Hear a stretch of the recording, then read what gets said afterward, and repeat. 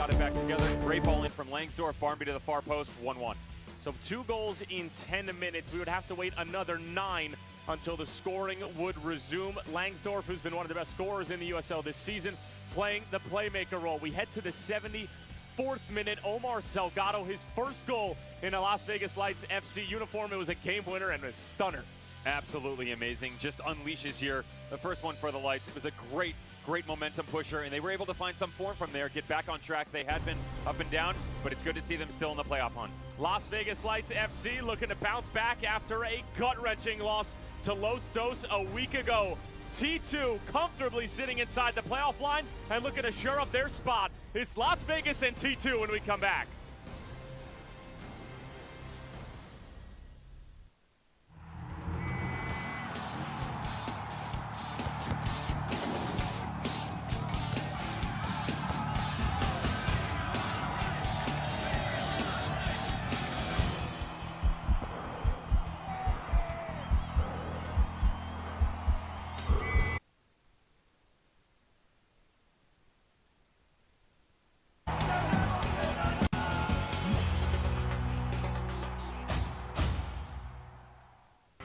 Have you ever thought about riding a Harley-Davidson? Visit one of our Southern Nevada Harley-Davidson dealers. Shop Henderson, Red Rock, or Las Vegas Harley-Davidson. Finding freedom just got a lot easier. Ride out on a new Harley-Davidson and leave the excuses behind.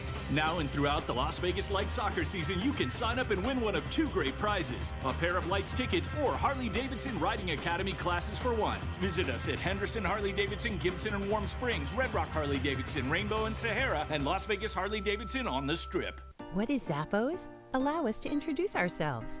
We're your one-stop shop for shoes, clothing, handbags, and a whole lot more. Simply put, Zappos is you, and we're here for you 24/7. Whether you need the latest and greatest in footwear or a new piece of luggage, we'll always ship it fast and free.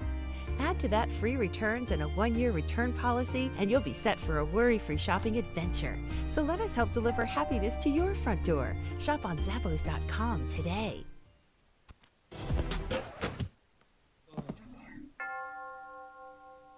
John Barr! John Barr! You can do it! I got drive like I work with Uber. Yeah, cooking like curry, so respect the shoot. Your heart may harden the way I maneuver. John.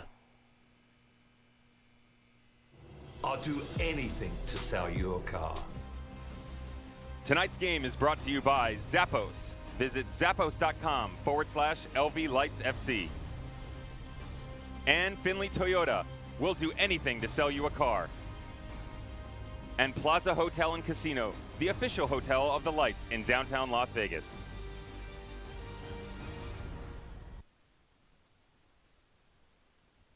Las Vegas Lights FC and Portland Timbers 2 almost set to kick off here from Cashman and Sin City. T2 winners of their last 4 out of 5, and this is the start of a 3-game road swing. Starting out here in Las Vegas, Fresno and Sacramento along the way as we'll take a look at the starting 11, which is brought to you by Zappos, presenting the Zappos Fan Tailgate starting at 5:30 p.m. before every match. Visit zappos.com/LV Lights FC. Devin, what are we looking at for Cameron Knowles' side? His boys usually sit in a 4-2-3-1. They are structuring themselves a tad differently tonight. It's going to be a 3-5-2 type system. Marco Farfan alongside Disney and Nathan Smith are going to get things going. And then for the home squad, you're going to see something traditionally that we have not seen in the past, a similar back line. The same starting 4. Carlos Alvarez is going to slide alongside the other boys. Avila on the right, going to look to get down into the channels. And Matt Thomas making his return back into the starting lineup. Nice to see him back in the 11. It'll be Samuel Ochoa up top as we are almost ready for kickoff here at Cashman. And we'll take a look at our Finley Toyota keys to the game. Finley Toyota is an official partner of Las Vegas Lights FC. For Portland Timbers 2, well, they simply just need to find one of the best goal scorers in the Western Conference and in the United Soccer League. And then for Las Vegas, Devin, feeling punny over there? Las Vegas has got to cash in. They have to find a way to quit relying on Lady Luck to get things going. They've been very good in the sense of putting themselves in some pretty advantageous opportunities, but have not been able to close out, and especially not over the course of 90 minutes. So if they want to remain in this playoff hunt, they've got to find a way to capitalize on all their opportunities over the course of the entire match. Foster Langsdorff sitting on 14 goals, still relevant in the Golden Boot chase. though Cameron Lancaster of Louisville City is going to have something to say about that.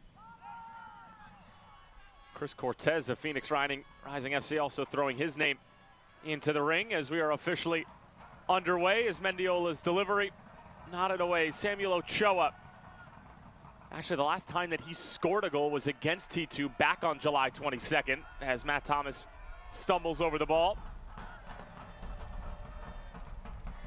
Both the big number 9s up top are going to want to look to get it going early. Sammy Ochoa, we talked about already, and Foster Langsdorff.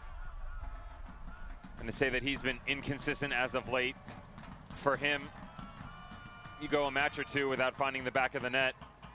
That's definitely inconsistent. Hasn't been able to tickle the nylon for 2 games, although he did have 3 consecutive, so they'll look to Langsdorff early on. Nice striking partner in Jack Barmby. Those two linked up for the lone goal back on July 22nd when Las Vegas came away with that 2-1 win.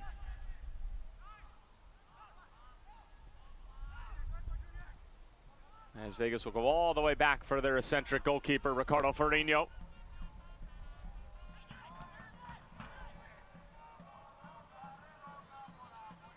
Isidro Sanchez's win over T2 back on July 22nd, just 1 of 7. They're 7-14-7 on the season as Mendolia was held up right at the edge of the area. And he's motioning to the big center back. And he grabbed his jersey, and this is a very good opportunity.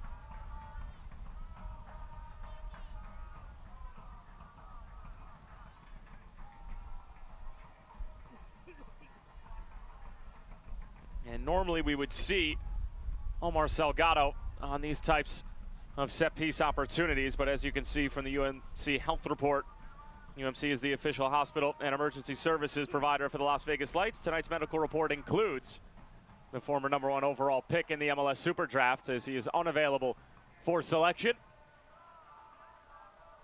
Carlos Alvarez will bow out from the set piece as it's on frame and held in the end. And a good chance in the early 3 minutes of this one for Las Vegas Lights, but comfortable for Alex Mangiels. Not bad from Daniel Guzman Jr., but good pace, good direction on it. Unfortunately, needs to bring it away from the goalkeeper. Alex Mangiels had it covered. Mendiola trying to peel it back, but the timing was all off. Garduño stepping forward. This is very similar to what we saw in the opening moments against Los Dos from Las Vegas. They just were not able to cash in until the closing moments as Mendiola finishes it off. Took less than 4 minutes. Raul Mendiola, who struck the crossbar against T2 back in July, makes no mistake about this one. And the Lights off and running.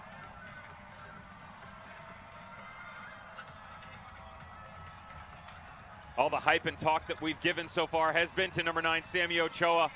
Mendiola, the forgotten soldier, doing a good job putting himself readily available at the top. Matt Thomas, good ball in, benefactor of a tiny deflection, and Mendiola just does what he is oh so capable of. We saw it at Galaxy, we've seen it in Vegas. T2 not happy about that finish, puts it on the left foot and just unleashes to the back post. And oh, by the way, welcome back Matt Thomas. Matt Thomas credited with the assist. It's the 7th goal of the season for Mendiola, who leads all Lights members in that category.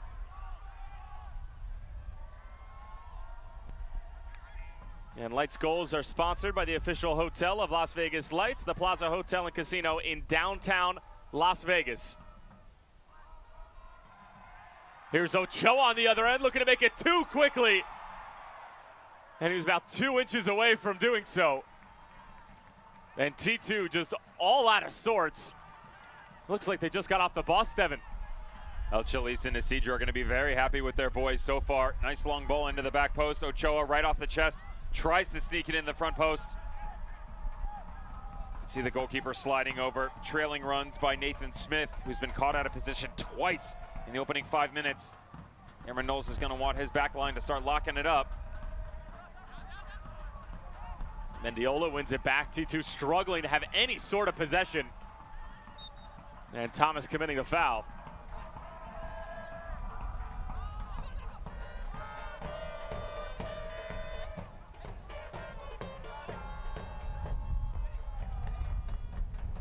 Las Vegas very much a team that needs to score first if they are going to be successful.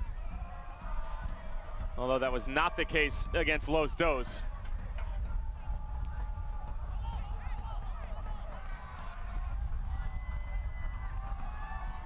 Alvarez thought about it, along for Miranda. Guzman, but poked away in the very end. Mendiola again, the flag goes up. This isn't a bad idea by Carlos Alvarez, because he did have Daniel Guzman tracking right at the top of the 18. You saw the step over and a nice little toe poke to the Mexican. But he had Mendiola trailing on the back post the entire time. You saw him take a look up, should have released the ball, floated one to the back post, let Mendiola run underneath it.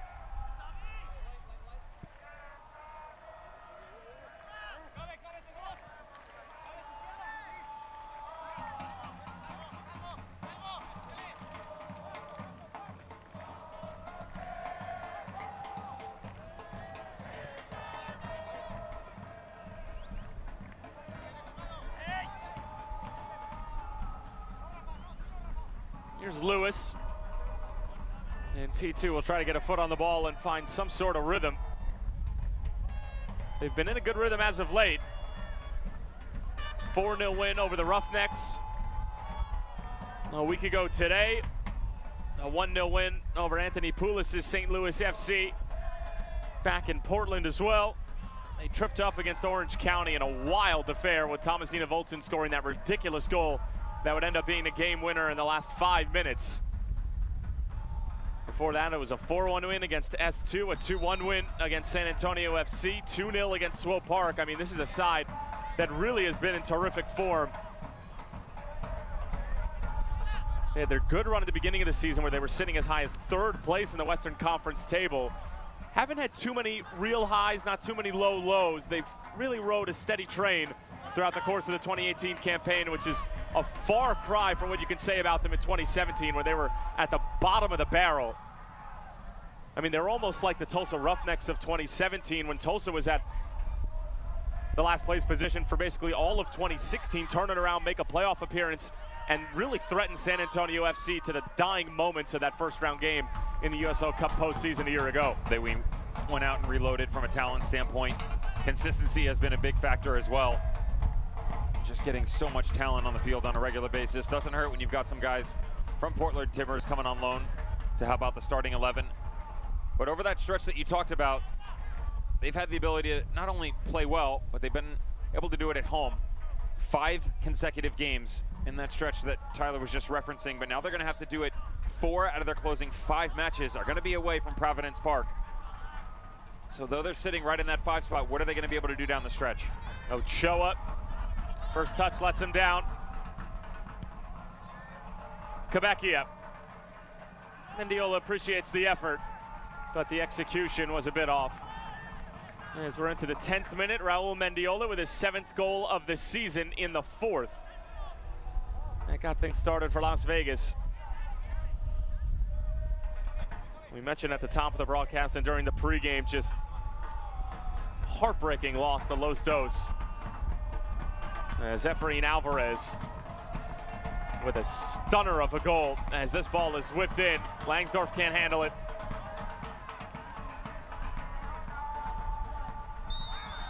And the offside flag is up on Ochoa.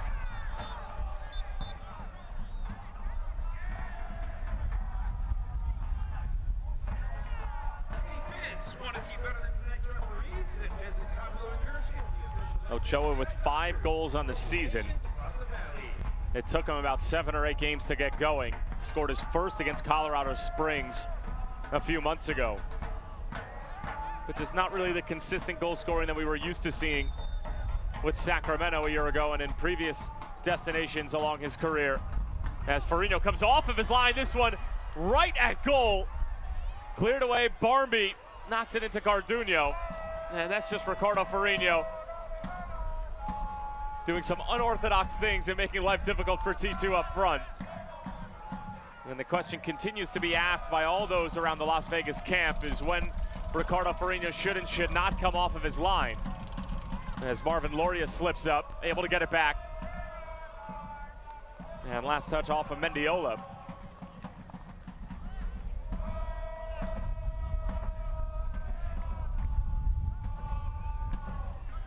Ferrigno's got to be better in situations like this. Antics right at the outskirt of the 18-yard box. There's no reason for him to be all the way out there. Mendiola leading the break the other way. Here's Miranda.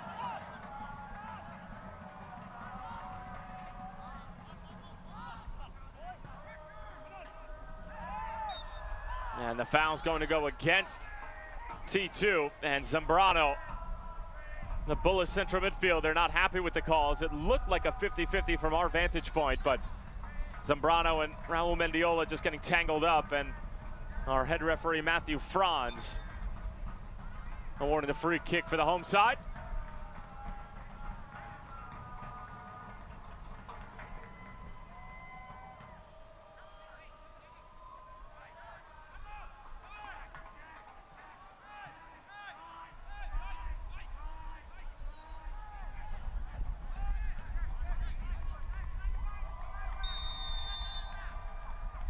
Here's Carlos Alvarez, little design set piece to Villa. Towards the back post, Wiki nods it across and it just fizzes wide. And that was one of those headers that maybe Devin should have been angled slightly more away from frame rather than towards it, because it would have taken something special from the headed aspect in order to beat Manjels from that sort of angle. We've seen Wiki do it in the past, so you can't really fault him here, but you're not far off. He's got trailing runs. Daniel Guzman wasn't in the act, but more importantly, Garduño was right on the back post. If that's placed even just a yard closer to him, he's able to get that outstretched foot and find the back of the net.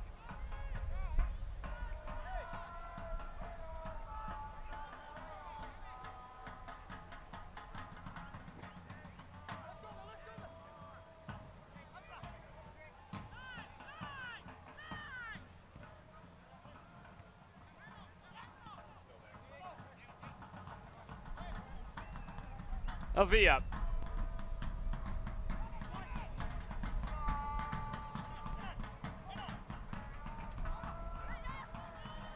Here's Ochoa. Zambrano, excellent defensive work.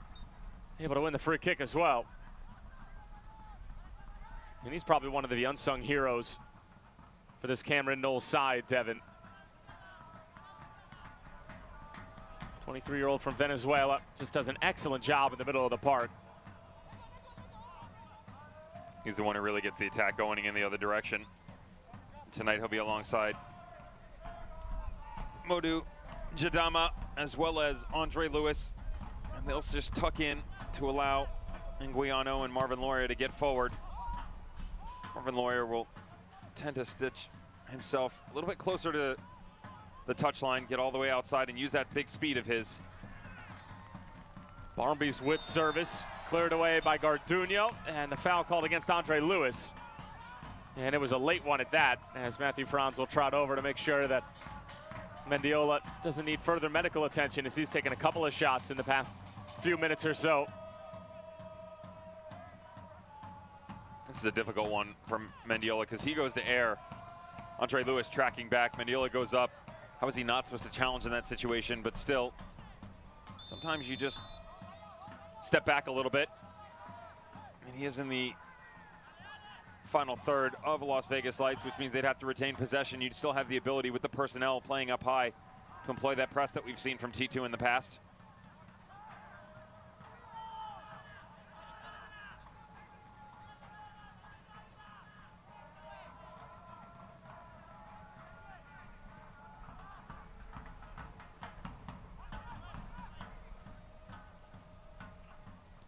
Mendiola, he's been electric in the early going. A little more than 15 minutes in. And it's his goal that's the difference right now. And this will really test the mettle of Cameron Knowles' young side in the coming weeks, Devin, as they will take their talents on the road for the majority of the remaining games. As Matt Thomas gets it away, he had the assist on the Mendiola goal. This is his first appearance since August 19th. Injury has kept him out for large portions of this season. But he's one of those workhorses in the middle of the park that can really make them go and can also connect the dots in the final third. He's got some excellent speed as well. They haven't really been able to use that to their full advantage. Ochoa, Salgado, neither one of them really blazing speed. But Matt Thomas, a different story. He can do it both with the ball out in front of him as well with the ball at his feet.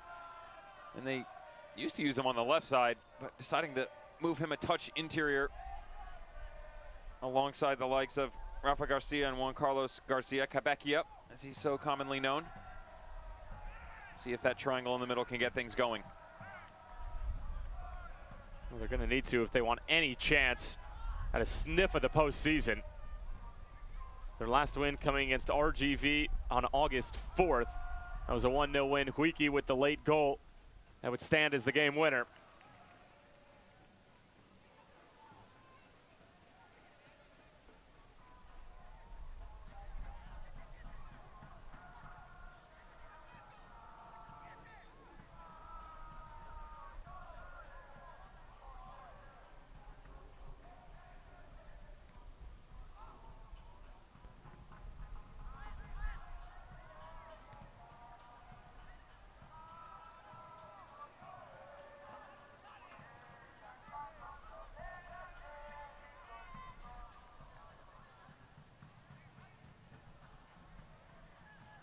Do have an interesting sighting on the Las Vegas bench, Devin.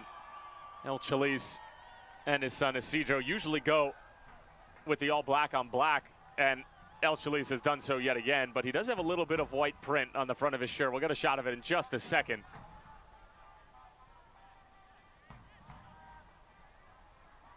Maybe El Chalice feeling that a change in wardrobe might be a change in results as well, as Marvin Loria trying to find his way out of trouble. Garduno's clearance not nearly his best. Here's Langsdorff on the other end. Clips it across. Farinho parries it away. And right to the foot of Garcia. Here's Miranda, but the offside flag goes up.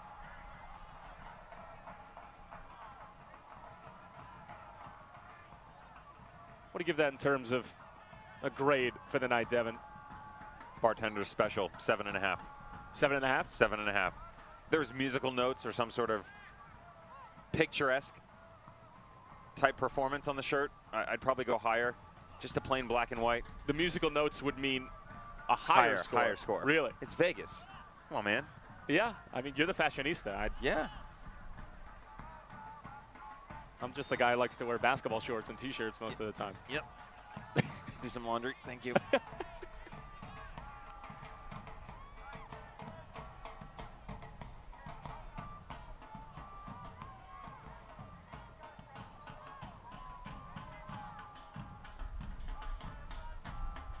Set piece opportunity for T2. Marvin Loria, the loan from Saprissa.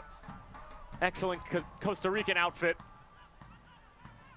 who's gotten some really high praise from a number of managers around the Western Conference. As Zambrano trying to find Barbie, brings it down, wants to get on that left peg. Carlos Alvarez standing his ground, but conceding the corner in the process.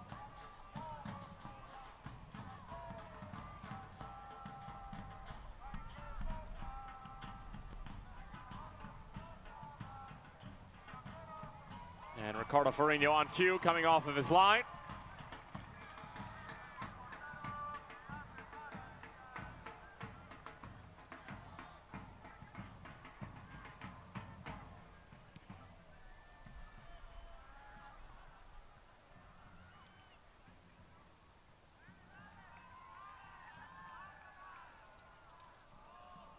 Alvarez go all the way back for Farinho.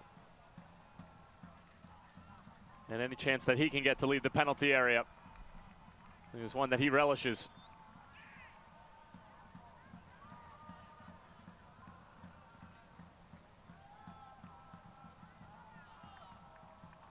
Alvarez again.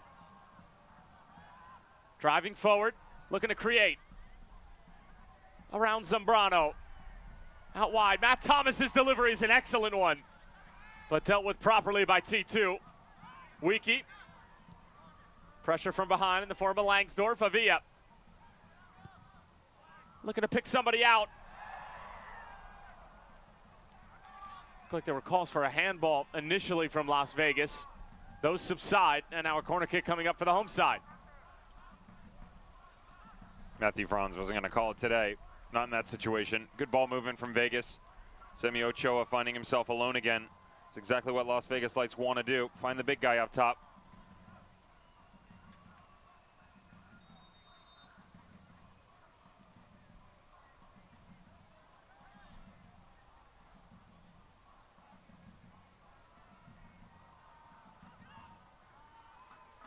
Matt Thomas again. Zambrano cuts it out, and Zambrano gets it back. The captain leading from the front, sliding it through. Look at the pace from Marvin Loria, chipping Forinho, and he misses it. It was almost an identical attempt to finish it off with the goal that he had against Orange County, but this time, unable to find the back of the net. It was an excellent run forward. So many times we see Marvin Loria, the distributor. This time he steps in, and look at the speed. Just blows by Eric Avila. And one touch to beat Ricardo Forinho. That beautiful left foot so many times before. Cannot close it out for the Costa Rican.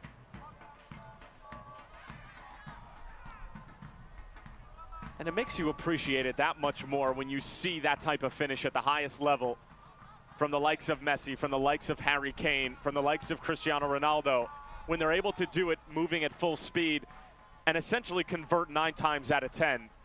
It really is amazing, and they look so calm, cool, and collected every time that they attempt that.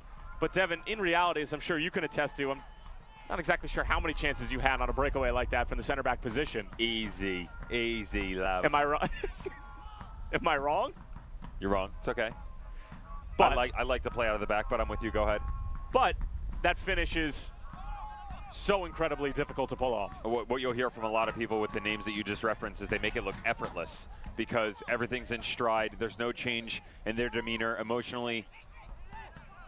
They've contracted themselves to the point where they just have to remain sound at all points in time in that type of situation right there. And you see Loria get in behind, tucks in from the outskirts, uses that speed to challenge the back four, and when he gets into the one-on-one situation, tries to pick out the far post. Actually thought with the angle that he had, because Ricardo Forinho had committed himself, he could have taken a touch by him. He had so much speed, and he would be able to get on the end of the ball. Elects to go with the chip, which isn't the worst decision, but the composure that we've seen from him in the past, just not present in this situation.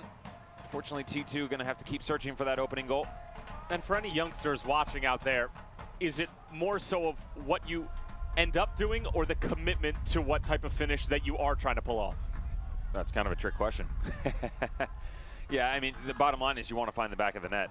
Everybody wants to make it pretty, and I get that, but Loria, he did have 2 options. He wasn't wrong for going for the chip. He just couldn't execute. And he is a 2-sided player. They'll shift him from the left to the right. Doesn't necessarily favorite either foot all that much, although I tend to think of him a little bit more on that left foot of his. Forinho makes a mess of it. Loria again and again. It skips wide. He should have 2 at this point.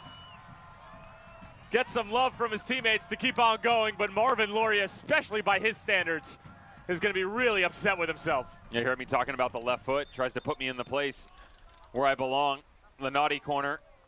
And he tries to put it on his right foot. And as the ball comes back across here, again, questionable decision-making by Ricardo Forinho. As the goalkeeper, if you're going to come, you better make sure you're either A, collecting this, or B, punching it away. Putting one hand on it does nothing. Loria tops the ball, pushes to the side, needs to do better. That's about the 2nd or 3rd time that we've seen Forinho be unsure of himself when the ball gets to him. He's never unsure of himself in terms of coming out, whether it's the right or wrong decision. But we've seen him already tonight just, I guess, bungle the opportunity to either punch it away or catch it. That's the biggest thing. When he just came off the line on the chance from Loria, that's okay. It's not a bad decision. But again, if you're going to come as a goalkeeper, you're going to do 2 things. You're going to collect the ball, albeit 50-50, 2 hands, whatever it may be. You go in to win it. Or your other one, you're going to come and you're going to punch, which means the ball has to be pushed away from the threat. He didn't do anything. He dropped it right in front of Loria. That's an absolute no-no from a goalkeeping standpoint.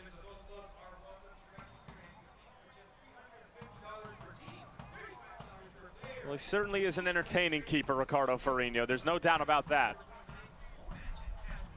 But in this day and age, and what we've seen from a number of keepers all over the world at the highest level on some of the biggest stages, maybe entertaining isn't the first word that you want to come to mind when you're describing your keeper.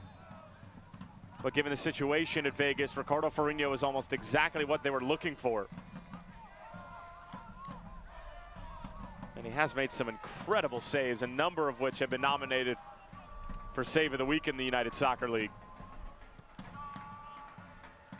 That's the thing with a goalkeeper like Ricardo Ferrigno. You take the good with the bad. You know what you're getting. The package has definitely presented itself in the past, and he has come out and made some absolutely world-class saves. But then the decision-making. You look at the thought process of a coach and see what he's doing, and you just kind of sit there and question it. But again, he does so well for you in so many other areas where another goalkeeper, when he doesn't step out, when he doesn't make that move, when he doesn't play out of the back, gives the other team an opportunity. Ricardo Ferrigno has been able to push those away. Loria on the set piece. Look at that for a ball. Ferrigno this time gets much more on it and forces it a little bit further away from frame. And good defending in the end from Quebecia, and a goal kick coming for the Mexican keeper. Again, Tyler Terrence along with Devin Kerr. Glad to have you with us on this Sunday evening. And the final match day of week number 27 in the United Soccer League. We are coming down to the home stretch. Raul Mendiola with the lone goal in the 4th minute. Wasn't waiting for anybody to get started and to go ahead and score his 7th goal of the season.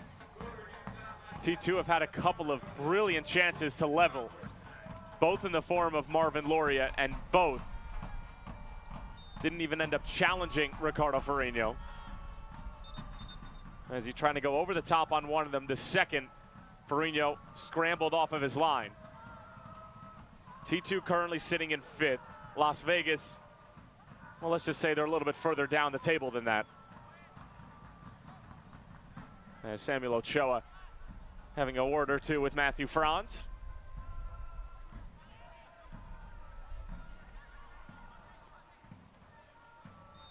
But the good news for Las Vegas is that all systems are a go whenever they get the first goal.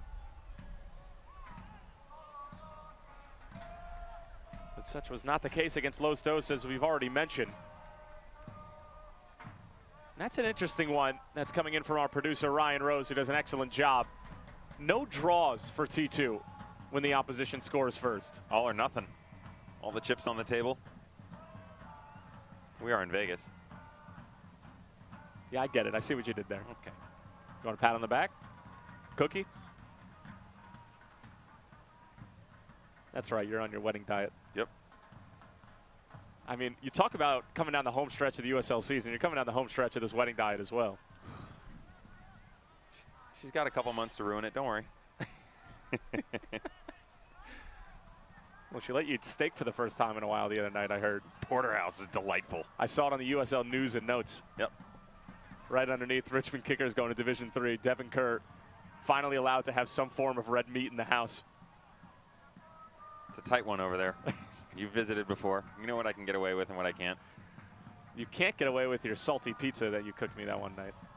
It's a mistake. Inviting me over to the pizza. Inviting you over. But 30 minutes in, you know, T2 really need to find a way to get back into this and close something out, because they've had too many opportunities. For Las Vegas on the other side of things, this is eerily similar to what we saw versus Los Dos. They come out high tempo, they get the early goal, then just continuously giving up opportunities to the opposing squad. That came back to bite them. Loria going right at Wiki. Loria gets it away. Ferrigno again spills it and had to be poked away by Quebecia. This is very uncharacteristic keeping from Ferrigno. If you're T2, you want to pepper the box right now and just continue to pound things on Ricardo Ferrigno, because he is making the wrong decision time after time. Cameron Knowles is going to know that. He's going to tell his boys, let's try and challenge here. Let's try and put a few shots on goal and challenge the goalkeeper. First-year manager, just 35 years young. Was an assistant from 2012 to 2017 with the Portland Timbers over in the MLS, and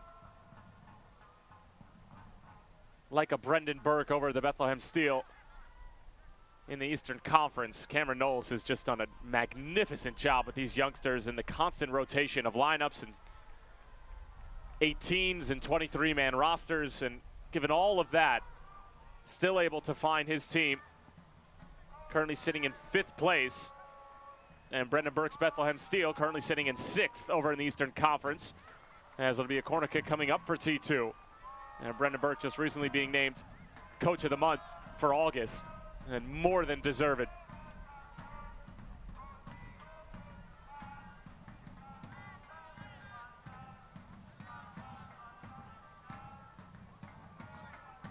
Loria, outswinger. Should be a foul coming out the other way. Referee says play on. As Ochoa really slow to get up, and the ball did travel over the line. Fans, in a week and a half, join us at Cashman Field for Service Industry Night when Lights face off against Orange County SC on Wednesday, September 26th. Service Industry members bring your Nevada work card or TAM card and receive a free beer. Get your tickets at lightsfc.com/September or any La Bonita supermarket.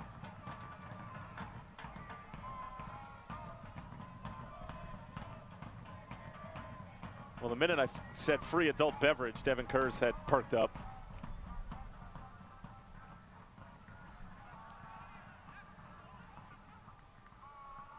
Little things in life.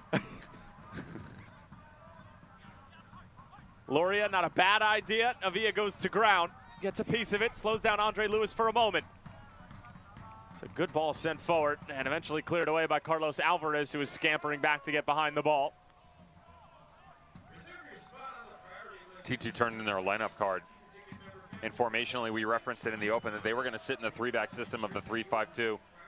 Unconventional from the 4-2-3-1 we have seen in the past. We have seen them play in a 3-back system, though, so we took their word for it. And after the goal, that was not the case. They've switched it up, and they've gone back to the 4-back system. Farfan's going to sit at the left back, Nathan Smith over on the right, Zambrano and Lewis just tucking in behind Carlos Anguiano. But the reason they've been having some success in the final third, and you've seen more opportunities coming their way, is Jack Barmby and Marvin Loria have started to interchange quite well. It's been very impressive from the two up top. Consistently going back and forth from left to the right while Langsdorf just sits and waiting. Garcia gets a touch.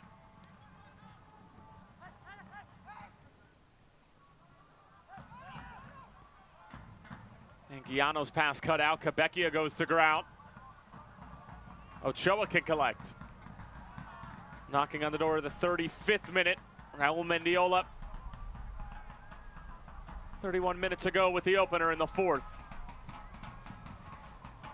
As Ricardo Farinho makes no mistake about that one. Instant counterattack. Matt Thomas bringing it down. Sizing up Jadama. And he gets a piece of the delivery and a corner kick coming up for Las Vegas. This is great defending from Jadama. Nice long ball from Farinho. Thought Thomas might hit this the first time to bring it across the box from the trailing runs that he had. Daniel Guzman was in there.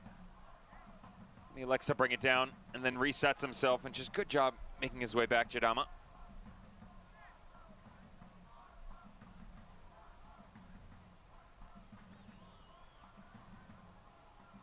Cabecchia. Wiki on the header. Mendiola bringing it down. Nobody there for Las Vegas. Avia stepping up. Around Zambrano.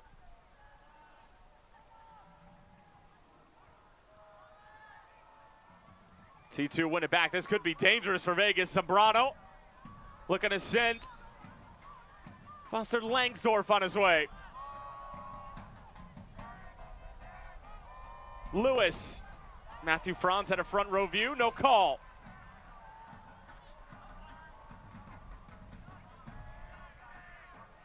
Alvarez out of the infield into T2 territory. Still Carlos Alvarez, and last touch. Matthew Franz is claiming, as well as the assistant referee, that it was off of the captain, Mr. Alvarez, who saw his younger brother Efrain steal the show last weekend. And what a finish it was from young Efrain. He is impressive. Every time we see him strap on his boots, he is capable of something special. Doesn't strap him on for Los Dos all that often, but I mean, his goals per game ratio is just flat out ridiculous. You have to wonder who's better, his or Carlton Belmar. That'd be a fun one to look up.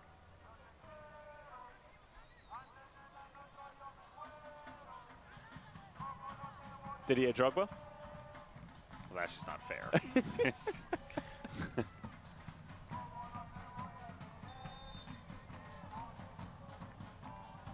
Loria right into the hands of Ferrigno. Phoenix Rising taking full control of first place in the Western Conference, but Orange County trying to have something to say about that as they travel to Chuck Chansey tonight and taking on Adam Smith's Fresno Foxes. So I'm sure all Phoenix Rising fans will be rooting for Fresno for the full 90 minutes, as this one had to be dealt with by the T2 back line, and Las Vegas with another corner.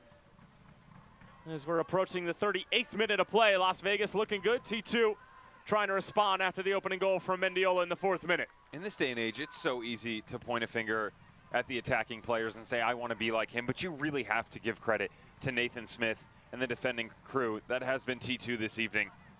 It is a very, very dangerous ball played to the back post. Nathan Smith takes one peek over his shoulder, doesn't get to look the other side, just knocks it over the end line. Quebecia Wiki on the header, just over the bar. Great opportunity to double their lead. And Devin, we saw this in the RGV game where they bring over one of their larger players or one of the better players technically, as we just saw Quebecia and Carlos Alvarez on top of the corner. The second player is just used as a decoy. You see Wiki not getting the header down and challenging Mangels, but I mean, I asked the question to you back in the RGV game, and then wouldn't you know it, Salgado ends up delivering a corner that Wiki scores on, but is it necessary to have those two players? I know they draw out an extra defender, but it just seems like you'd rather have more numbers in the box. If you're going to put a second one out there, why not use different personnel? Yeah, that big body you're referencing, put him in the mixer in the middle of the box, let him cause confusion, be a part of that pick that we've seen before. But instead, you take this big, large body. Quebecia has been in there. Garduño has been out there as well.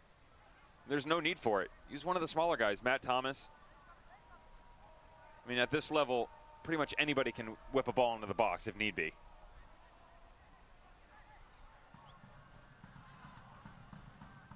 Quebecia, the touch comes in and it just flies wide. It was Miranda again. It was really clever. All it needed was a deflection. This is good stuff from Las Vegas Lights. I say anybody can whip a ball in. This is a dangerous one put in. Daniel Guzman Jr., Zlatan-esque with his flick to the back post.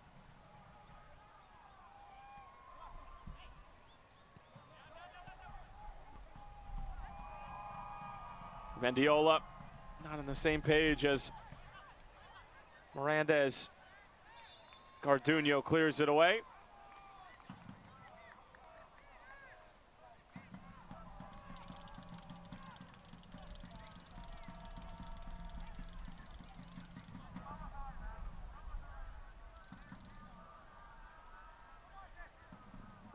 Lights season ticket holders, the first Lights exclusive season ticket holder appreciation parties was a hit. Round 2 is this Tuesday night, September 18th. Meet the team, tour the locker room, take the crossbar challenge, and enjoy free food and drinks. See you Tuesday. Here's Garcia. Deflection, back out for Thomas. Already has 1 assist on the night. But this delivery goes awry.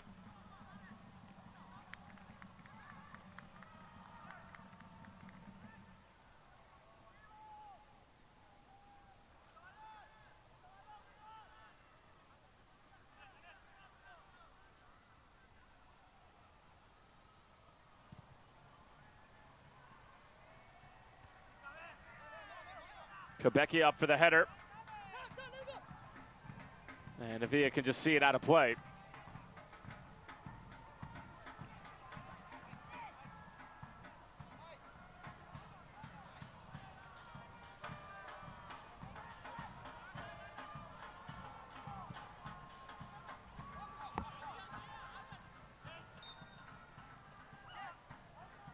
And a free kick for Las Vegas, says Matthew Franz.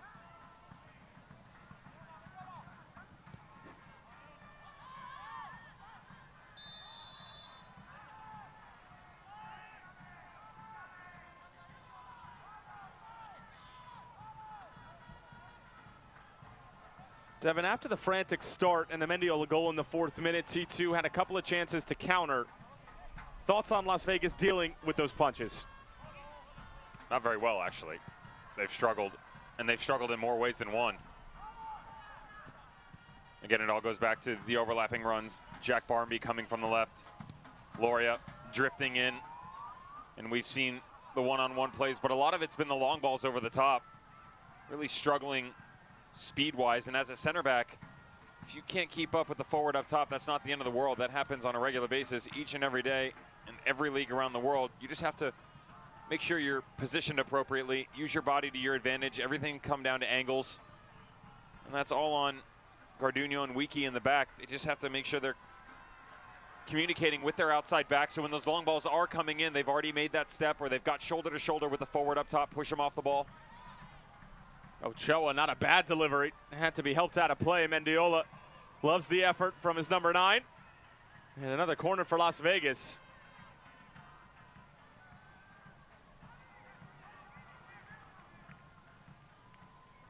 Knocking on the door of halftime. All is looking good for Vegas at the moment.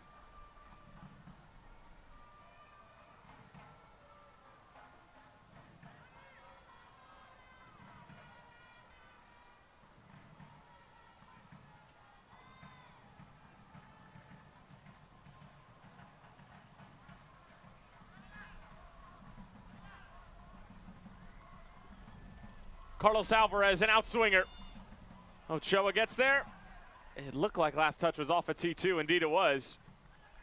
And another corner for Las Vegas, currently sitting in 14th place.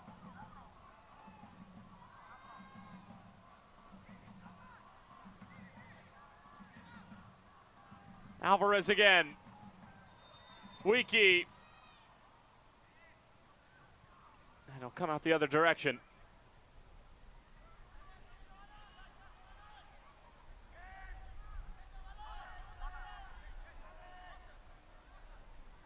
That other match we mentioned, Fresno and Orange County, 0-0 in the 43rd minute. Running parallel with this one here in Sin City.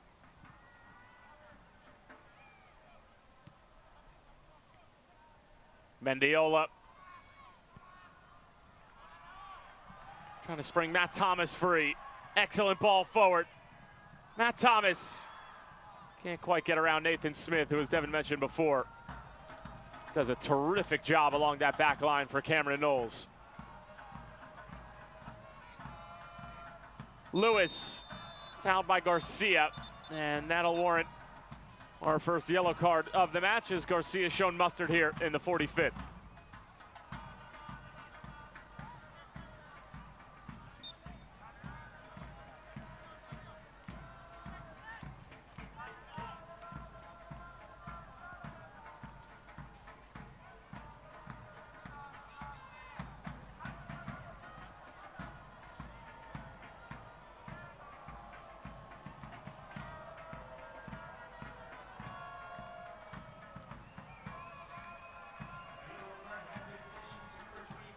We'll have 2 minutes of stoppage time here in the first half.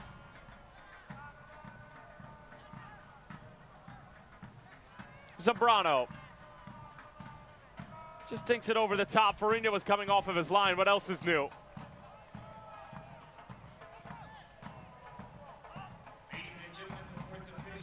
Zambrano.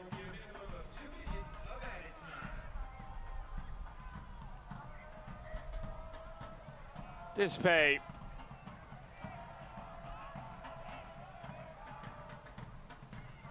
Not a bad idea from Langsdorff, as Garduño calls off Ricardo Farino and just thumps it the other way, but out of play. You can imagine Isidro and El Chalice are going to have a stern talking or two with their goalkeeper at halftime. He has definitely put them behind the 8 ball more than once. Las Vegas Lights very lucky at this point in time to be up a goal. 2 golden opportunities for Marvin Loria. He made a mess of both of them. And Ricardo Foligno has continuously made moves that has most managers cringing on the sideline, and that is definitely going to be addressed.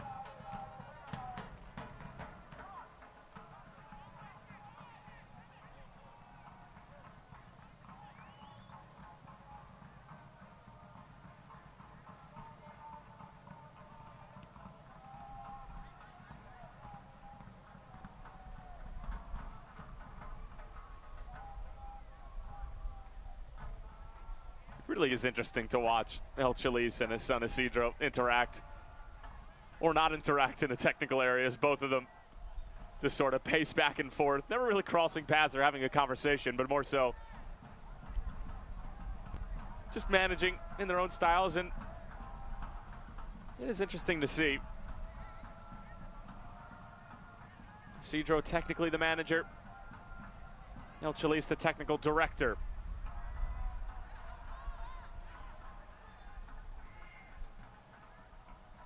Quebecia. Thumping header away from Dispay.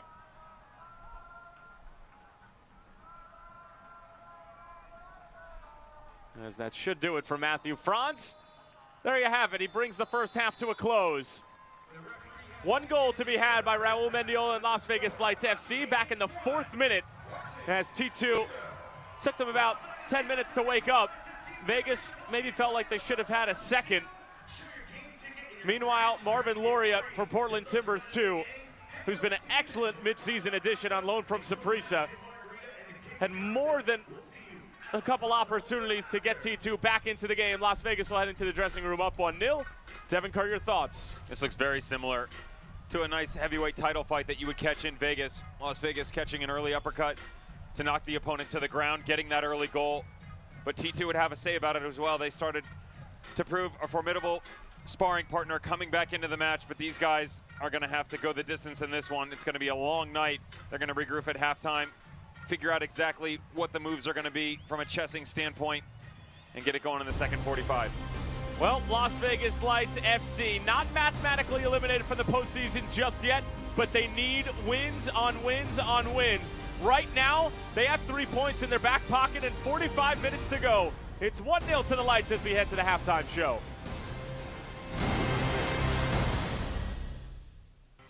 Have you ever thought about riding a Harley-Davidson? Visit one of our Southern Nevada Harley-Davidson dealers. Shop Henderson, Red Rock, or Las Vegas Harley-Davidson. Finding freedom just got a lot easier. Ride out on a new Harley-Davidson and leave the excuses behind.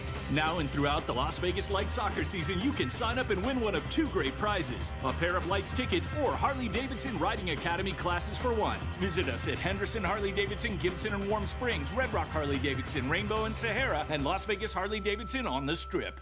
Universal helped me eliminate my electric utility bill. Call today and get the lifetime monitoring and maintenance package included. Own your system. Don't lease. Call Universal Solar Direct. 702-710-1921. That's 702-710-1921. Boston Dental Group, your place for friendly, gentle, and convenient dental care in Las Vegas. We offer you expert specialists such as orthodontics, implants, cosmetic dentistry, and even pedodontics for your children. Call us today to take advantage of our limited time offers. 25% off cleanings and only $250 down to start your braces today. Call 702-388-8888. Boston Dental Group can help you smile more affordable to you.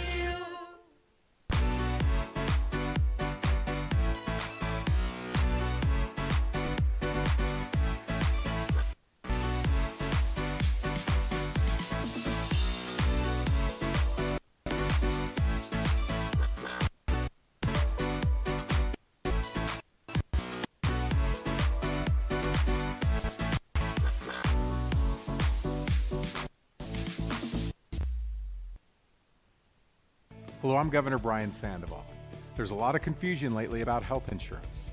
Nevada HealthLink can help you shop for and enroll in a plan that fits your needs and your budget. Visit NevadaHealthLink.com to review your options and enroll. Big intermission here at Cashman as Raul Mendiola and Las Vegas Lights FC clinging on to a 1-0 lead over Portland Timbers 2, who probably had the better of the chances in the first half, but were unable to convert. Portland Timbers 2 currently sitting in 5th place in the Western Conference table. And up next for Cameron Knowles' side is a date with the Fresno Foxes, who are currently at halftime against Orange County SC. Orange County with a chance right now to draw level with Phoenix Rising FC in 1st place. T2 heading down the stretch, Devin. We talked about it before, have a number of games on the road. They just enjoyed a really nice home stretch in the Pacific Northwest. They got 4 out of the 5 last wins, with the exception of that match against OCSC, but they have a tough little test coming up in the final moments of the 2018 regular season, and against some really difficult opponents as well. What a run-in this is. Some of the most impressive teams, not just in the Western Conference, but in the USL. And if they want to stay within striking distance of that home playoff spot, a top 4 finish, they've really got to keep an eye on the Sacramento Republic game. Sac Republic currently sitting 1 point ahead of them, but they have a game in hand. The Sacramento Republic only playing 28, Portland finishing their 29th tonight. If they want to squeak into that top 4 spot, they're going to have to do some work, and again, all of it's got to be on the road. Their final match of the season is going to be in the Valley of the Sun, and Didier Drogba's final regular season match for Phoenix Rising Football Club on October 10th. Meanwhile, for Las Vegas Lights FC, it's the final installment of the Silver State Cup. Devin, you and I were on the call for that last one, where Antoine Openo had the game winner in stoppage time on that ridiculous ball from Kaya Ben. And if the third installment is going to be anything like the second, well, it's going to be an interesting one.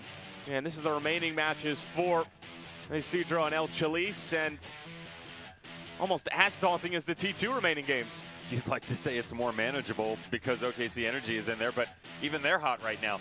Unfortunately, that ship may have passed as just ran out of games. They fell flat early on, but finding their way back. But regardless, you got to do a Phoenix Rising at Reno, at San Antonio, and then Braden Cloutier and Orange County Soccer Club. Just so much work to be done down the stretch. Bottom line, go out, win, get 3 points, go to the next game if you want any chance to get in the playoffs whatsoever.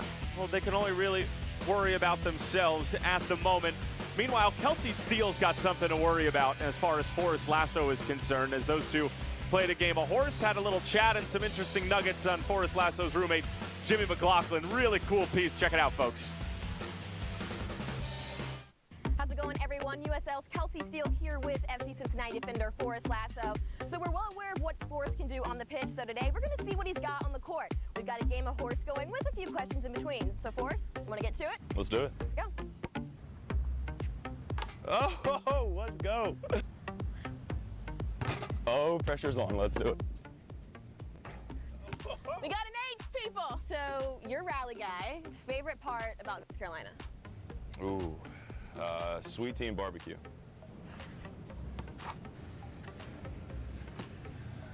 MJ or LeBron? Oh, that's like the Pele Messi question. There's only one right answer. I mean, I'm definitely biased, so I'm MJ. We'll go with Bank this time. Oh, okay, all right.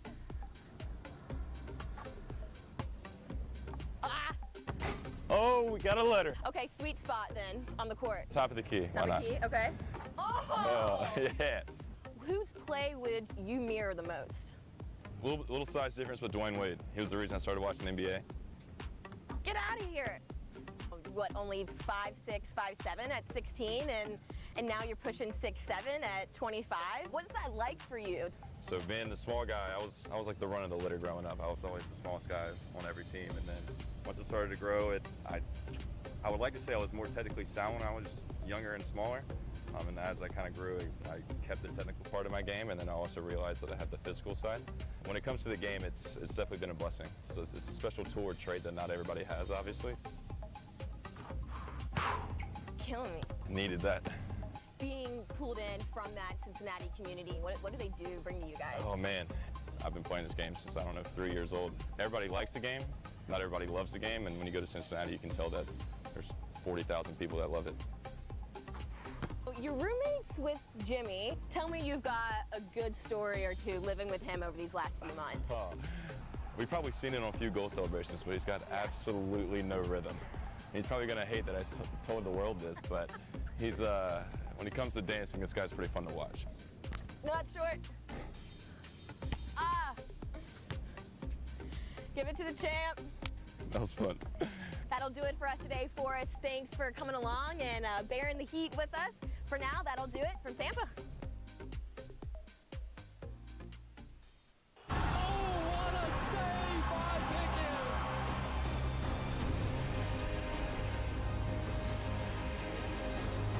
And it's slammed in by Allen Ware. Cole takes the shot and scores. This is Nashville SC. Save by Bell. Stylish. Sensational. Awesome stuff from Kelsey Steele as well as Forrest Lasso came away as the horse champion. And while I have Devin Kerr sitting next to me, how could we not talk about the USL Game of the Week on ESPN3? Nashville and Tampa Bay.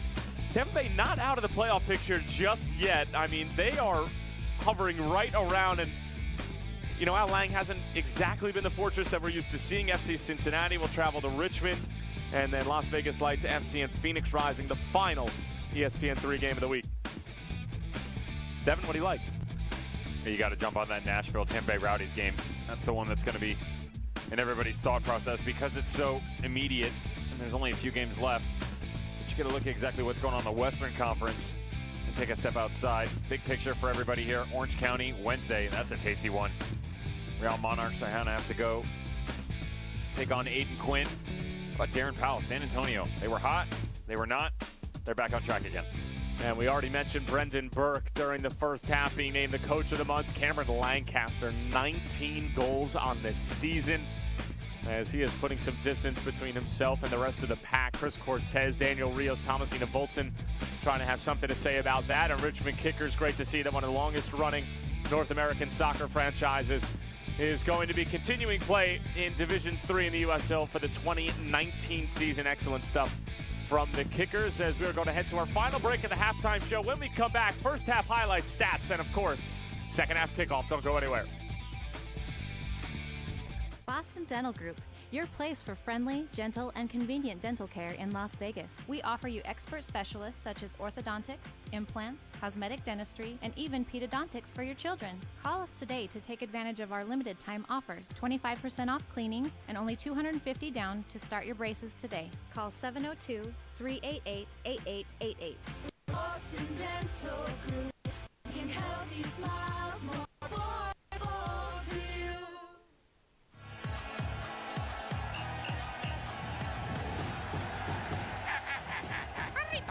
Super good.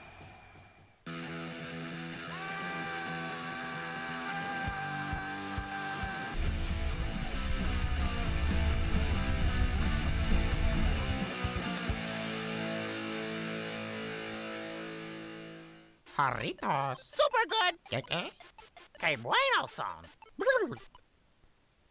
With rising electric bills, now is the time to call Universal Solar Direct to take advantage of tax rebates and years of continued savings. Own your system. Don't lease. Call Universal Solar Direct now. 702-710-1921. That's 702-710-1921. At Chivas Fight, we believe there's a fighter in all of us. A mind that's always moving, sparring, and a heart that won't be knocked down. We staying devoted to the because every is worth fighting for. On the rise to the top, hard work and success always shared. You fighting for. Las Vegas Lights take on Portland Timbers 2, Sunday, September 16th at 8 p.m. Brought down, shot, ripped in!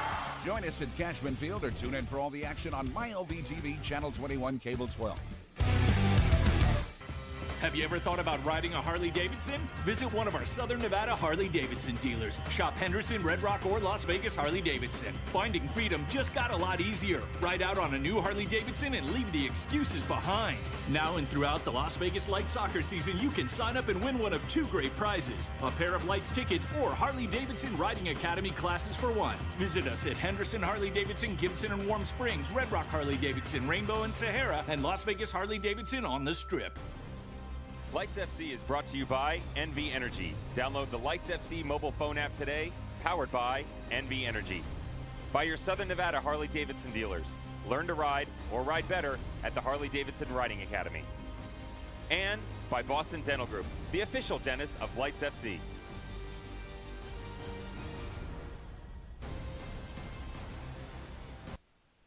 Almost ready for the second half here at Cashman. We'll take a look as to how we got to this 1-0 scoreline. 4th minute, Devin. Vegas wasting no time at all. Matt Thomas, very impressive, using that speed and that big left foot of his. Gets a deflection off Nathan Smith, finds its way to Mendiola, which finds its way to the back of the net. Las Vegas very happy to get out early and often. Could only get the 1 goal, but did a good job. There were a couple opportunities by Marvin Loria down the stretch. Owiki got it in the act, but just a lone goal. It's a 7th heaven for Raul Mendiola as he's able to get the 7th on this season, as we'll take a look at the halftime stats, which are brought to you by your Southern Nevada Harley-Davidson dealers. Learn to ride or ride better at the Harley-Davidson Riding Academy. And Devin, possession and slight edge of Las Vegas. Shots on target also in Las Vegas form, but really, if you were to look at that first half on the whole, excluding the goal, you probably would give the slight edge to T2. You would have to. Their opportunities were better, much better possession. The purpose, they call purposeful possession, definitely there from T2. They dictated their own terms, tempo up and down, but they were pretty consistent. Las Vegas Lights came out fast, they came out hot, but like we've seen them time and time again in the past, they cooled off. Isidro Sanchez and El Chalizo are certainly going to find a way, with or without a personnel change, to start getting things going early on in the second half. Well, the last time these two teams met, all 3 goals came in the second half. All 3 were 10 minutes apart. As Las Vegas trying to hold on to this 1-0 lead as we're almost ready for the second half. Tyler Terrence along with former German pro Devin Kerr. Glad to have you with us. Final match day of week number 27 in the United Soccer League. And Devin, while we talked about T2 probably having the better of the play and more purposeful possession, if you're Cameron Knowles in the dressing room, are you upset with your team, or is it just go ahead, get your stuff done in the second half and just hope that you can find the back of the net? He's definitely going to have a conversation with them about the lackadaisical marking at the beginning of the first half. But they picked it back up and started going in the right directions. Good opportunities. He's not going to harp on it too much. Just go out there in the second 45 minutes. Again, they were really having the better run of play, doing things in exactly the manner that they wanted to, dictating their own terms. They're just going to look to continue that here in the second 45. Meanwhile, for Las Vegas, figure something out. It's got to be better. Again, they come out and they show all this promise, so much energy. They even get the early goal. We've seen it 2 matches in a row now, but you can almost expect it for history to repeat itself based upon what we saw versus Los Dos, that T2 is going to come out and get a goal. It happened last week. It's happened in games before. If you're El Chalice and Isidro, you need to find a way to make sure that doesn't happen. Lock your back line up. There is so much talent back there. There is so much veteran leadership. Take advantage of it. And we did have 1 substitution at the half. And it was Victor Arboleda coming on and replacing Carlos Anguiano for Cameron Knowles. So some fresh legs at the start of the second 45 minutes for the visitors. Vegas will stay the same and will tow the midway line here at Cashman like they're about to run the 100-yard dash. We've seen this from them before. Foster Langsdorff, a false start. And Sammy Ochoa and Langsdorff getting into it as well, as Carlos Alvarez will get us started in the second half. Ochoa mistimes it, cleared away by the T2 back line, in the opening kickoff antics from Vegas, I guess you could say, fall short. What's going to be interesting here is what they're going to do with Arboleda. Most assuredly, he's going to go to an outside position, but are they going to tuck Jack Barmy into the 10 spot or Marvin Loria? We've seen a lot of rotation from the outside runs on the guys on the wing, but they usually do keep one person just sitting in behind Foster Langsdorff. Who's that going to be? Look at this ball from Loria. Both Avila and Barmby go to ground. And it's off of Avila last, and a corner kick coming up for T2. Marvin Loria continuing to make things happen, this time threading the needle for one of his teammates. I remember a phone call we had with Rick Schatz, the manager of Phoenix Rising FC, Devin, right before they were going to play T2, and virtually the first words out of his mouth when we were asking him about what he expects from Portland Timbers 2 was Marvin Loria and how electric he's been, and the respect that he had for them, and the fact that Amadou Dia, one of the better defenders in the Western Conference, had a really difficult time dealing with him. Ended up getting the better of him in the long run, but I mean, he has gotten some serious praise and has made some noise and a few waves as well since coming onto the scene. Zambrano, a little bit of trouble, and Daniel Guzman called for the foul.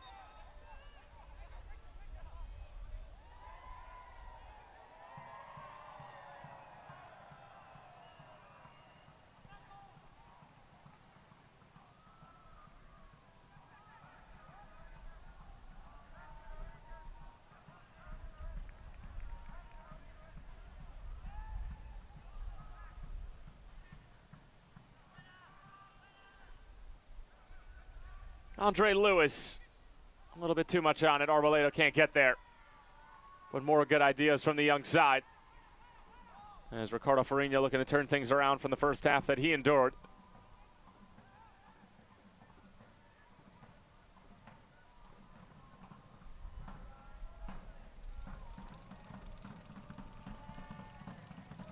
Ochoa. Guzman gets the return. Andre Lewis just knocks him off the ball. Loria again. And look at Ricardo Farinha.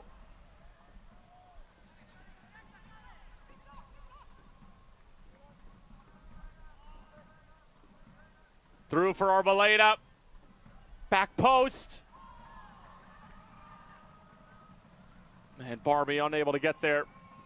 Well, Huiki with good defending. T2 trying to pin down Vegas in their own defensive third, but to no avail. Now the visitors exposed. Ochoa. And Nathan Smith trying to just knot it back from Angels, and as a result, traveling over the byline, and a corner kick coming up for Vegas, the first for either side in the second half.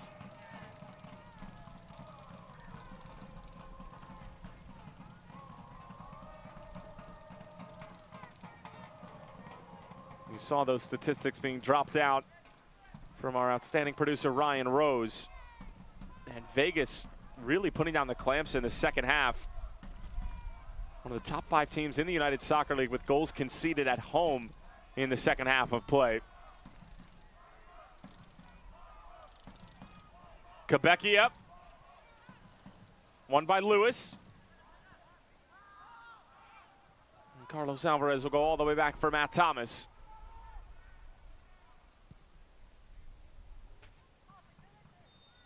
And Alvarez is offside.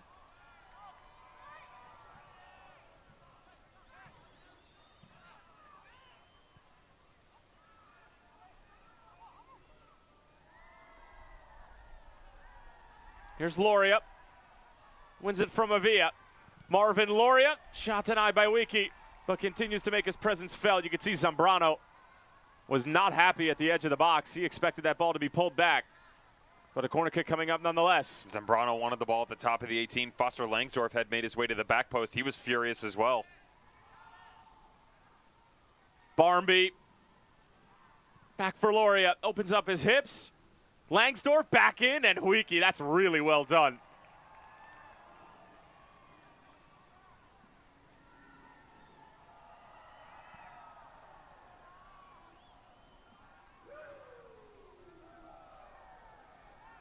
Garcia muscled off by Zambrano.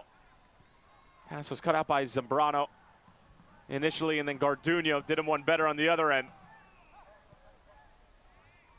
Ochoa. Nice shot denied by Dispe.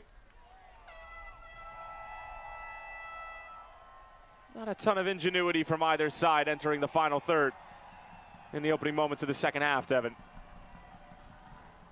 Definitely no spark coming out of the dressing room for either squad. Although Victor Arboleda has been very active on the right side. Here's Arboleda again.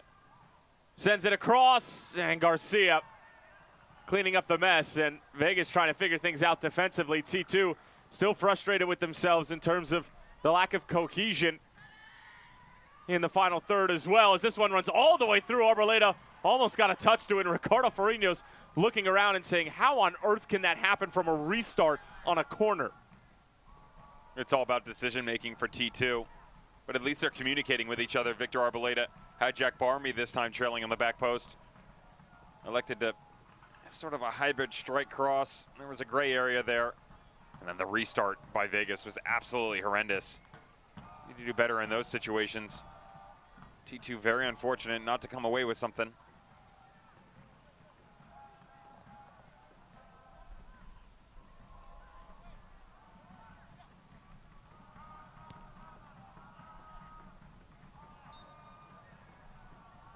Yeah, Ferrigno trying to have a chat with Carlos Alvarez, who has turned into this makeshift center back in this ever-evolving lineup that is the Las Vegas Lights.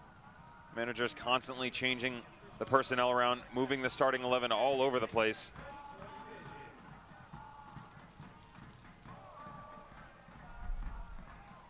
Avila. Good ball in, Mendiola across, finished off, but it's offside.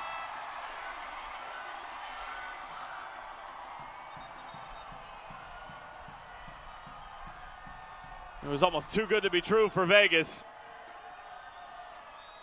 And it's because it was. This is unselfish play. Unfortunately, Mendiola in an offside position. He could have easily gone to goal here, but he's smart, plays it right back across the path of Garduño in the trailing run. Unfortunately, his body was just in too much of a progressive movement early on. That's why the linesman raises his flag. Still remains 1-0. Good stuff from Vegas, though. Tell you what, Raul Mendiola, I mean, he's one of those players you could probably insert into every team in the Western Conference, and he would find some way to be able to contribute. Now, I'm not exactly saying he would start on the Monarchs, start on Phoenix, but he can definitely find his way into an 18 and find a way to contribute. He's definitely someone who has been a regular influence in a positive manner for the Las Vegas Lights.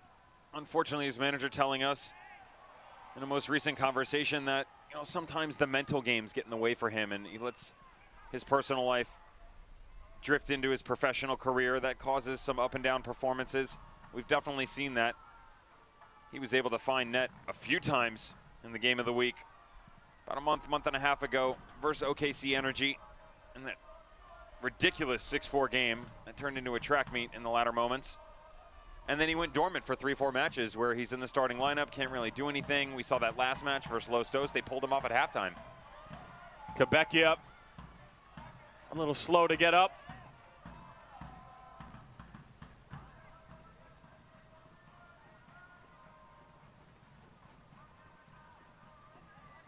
He's been a warrior since joining for Las Vegas. Matt Thomas trying to get the better of Nathan Smith on the turn. Last touch off the outside back.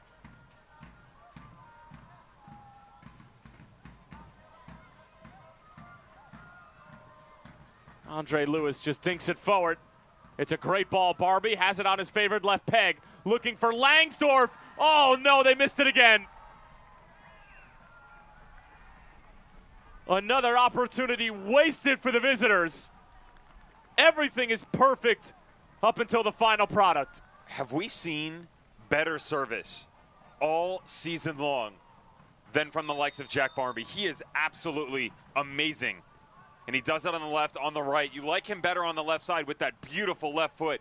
Just hits this outswinger right into the path of Foster Langsdorff, who even takes time. He sits down, has a cup of tea. Just can't find the far post. You expect better out of Foster Langsdorff. Speaking of tea, Jack Barmby from Harlow, England. Just 23 years of age, came up through Hull City as well as Manchester United Youth Academies.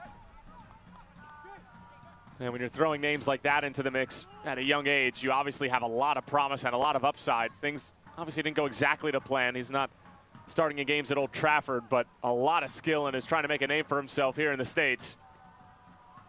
Loria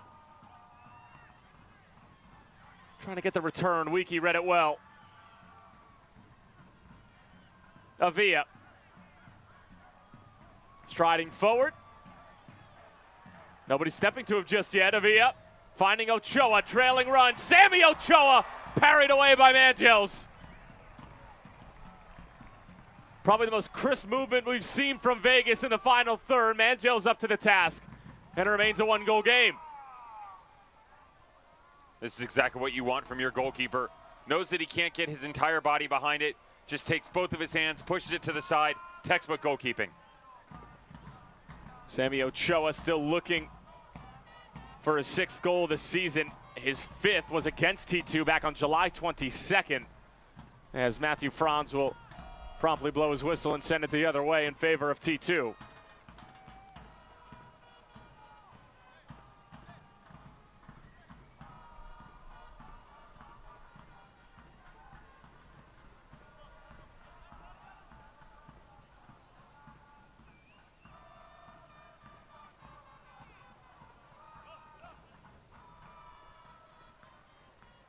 Glancing header, Langsdorff running onto it. He sends it to the back post. Barmby, Farino off of his line, sent across, and Quebecia breaks it up.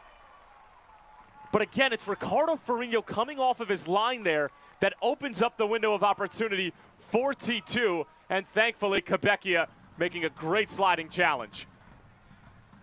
Juan Carlos Garcia doing such a good job tracking back, but there is no reason whatsoever for Farino to come off his line. And then you have to wonder, we just saw the great service from Jack Barmby. Why doesn't he put this on frame? I mean, he has Loria trailing in the middle of the box, but it's a tight window that collapses quite rapidly. He could have easily just unleashed one with that right foot of his. And it's going to be Daniel Guzman Jr. coming off. Daigo Kobayashi, the veteran who has gotten the majority of the starts in the middle of the park for Vegas this season. As this header tipped over the bar by Farino. That's number 1 at his best. Reaction saves right in front of goal. Disbay can't believe it. Quick ball played in right after the substitution. We've talked about Ricardo Farino and what he can or cannot do. That is some of the best stuff you will see out of the goalkeeper.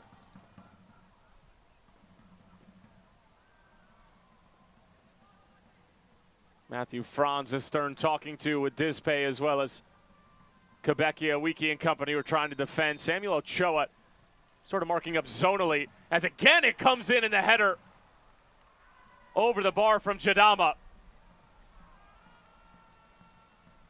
And it just could be one of those nights for T2 where they are kicking themselves, no pun intended, for not finishing their opportunities. Both center backs in succession. First one by Adrian Disbay. Gets up, tries to find that far post. Again, another dangerous ball whipped into the middle of the box. Modou Jadama cannot put it on frame. Cameron Knowles has got to get his boys in check, have a conversation, and figure out what they're going to do. Too many wasted opportunities. And it's Juan Herrera Perla, the Dallas native, coming on. And replacing Matt Thomas, who gets an assist after coming back from almost a month of having to sit on the bench due to injury. Juan Herrera Perla coming up through the FC Dallas Youth Academy, moved to Texas when he was 5 from El Salvador. And fans, next weekend, don't miss the conclusion of the inaugural Silver State Cup. Lights FC head up to Reno with state bragging rights on the line. Catch the action right here on MyLV TV, Saturday, September 22nd at 7 p.m.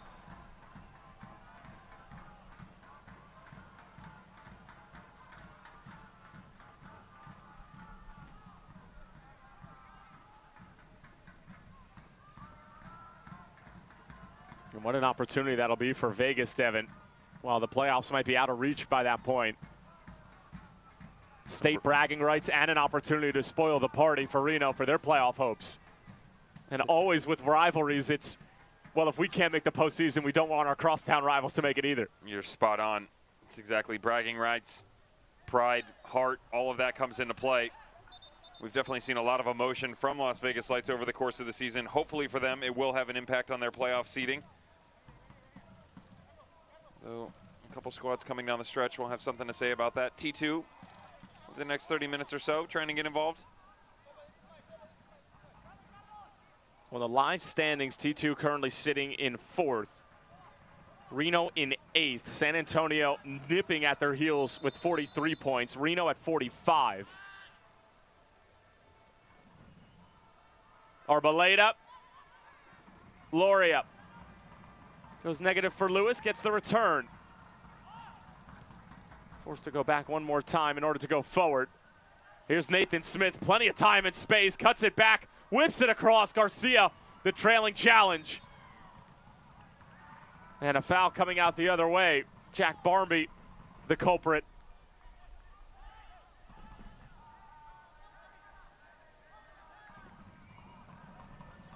Devin, how about San Antonio FC after getting a 3-2 win over the first place Phoenix Rising Football Club and then turning around and losing to Tulsa 2-1?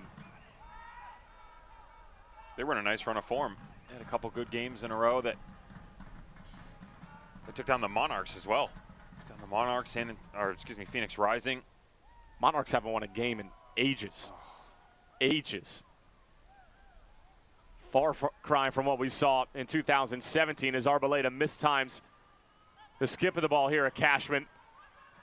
Loria tries to knock it out wide, a deflection. Diverts the ball, unable to get there. And now it's Sammy Ochoa the other way, holding up play nicely. Now turning the corner. Wiki, out wide for the skipper, Carlos Alvarez. Looking to create. But even that ball too far for the speedy Raul Mendiola, and a goal kick coming up for Manjos. As we've eclipsed the hour mark, 1-0 to Las Vegas here at Cashman Field in beautiful Las Vegas, Nevada. Raul Mendiola, the lone goal in the 4th minute. Tyler Terrence along with Devin Kerr as Mendiola puts on the brakes, linking up with Kobayashi. Garcia just knocks it out wide. Ochoa whipping it in. Alvarez, it's over the bar. Both teams refusing to score the next goal.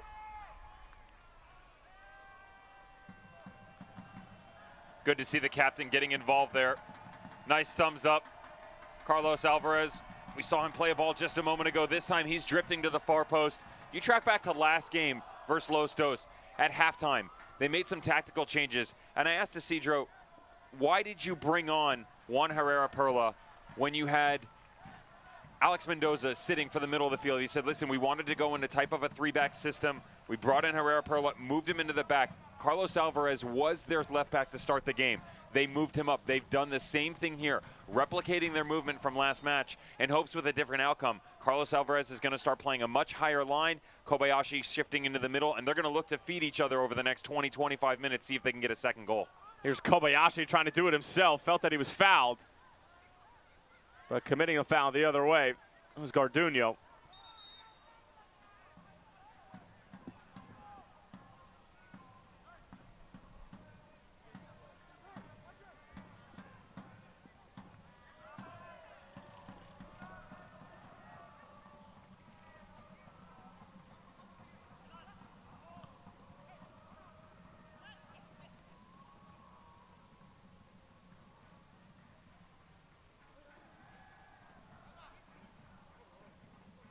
There is a look at Juan Herrera Perla playing that left back position, allowing Carlos Alvarez to move up the field.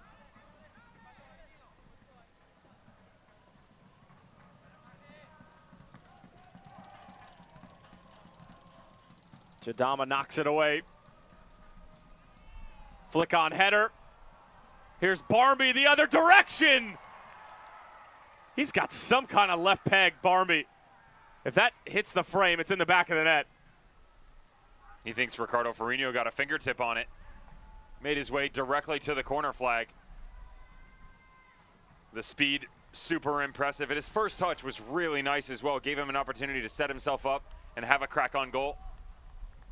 Ferrino did have the angle covered, and the referee felt like he did not get a touch. Well, both Loria and Barmby predominantly left-footed. They can be such a weapon in the final third because really everything's backwards for the defender. And Devin, being a lefty yourself, I'm sure you can attest to that, that there's a subtle advantage. It's very difficult. Your mind's always, not always, but regularly shifted in one direction. You're always pushing him away from goal, shielding things to that right foot to try and capitalize on the angle. You really want to close things off there. Again, it's not always about speed and power, just an angular game at times. When you get someone with a left foot, especially when you don't know it's coming at you. In this day and age, there's video all over the place, so you should know the scouting report, exactly what Jack Barmby is bringing to the table, as well as Marvin Loria. But it's still very difficult. Keeps your mind guessing, and this game moves 100 miles an hour. Things always changing, the game plan fluctuating, and you're trying to second guess what's the second move, what's the third move. Sometimes you forget exactly what's right in front of you.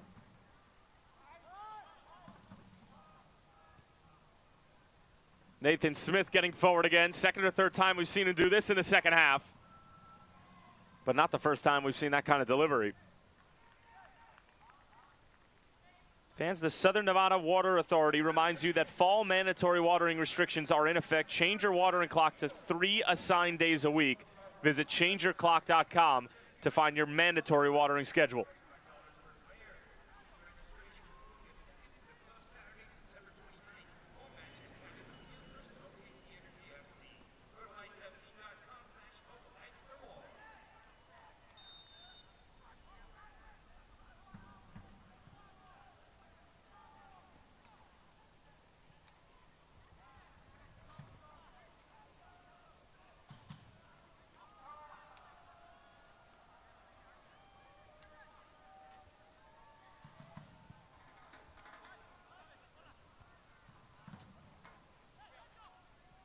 Kobayashi shielded off by Zambrano, somehow gets a big toe in there.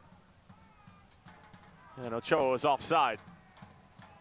And a roll all the way back for Mangels.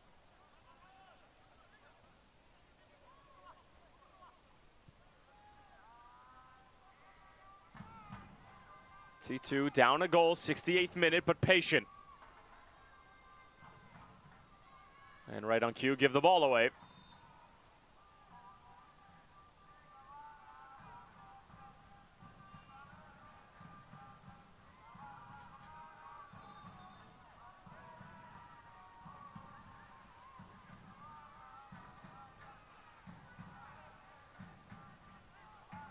There's a good look at the technical director, El Chalice, in the distance, stalking the sideline. A penny for a thought with what's going on in his mind right now.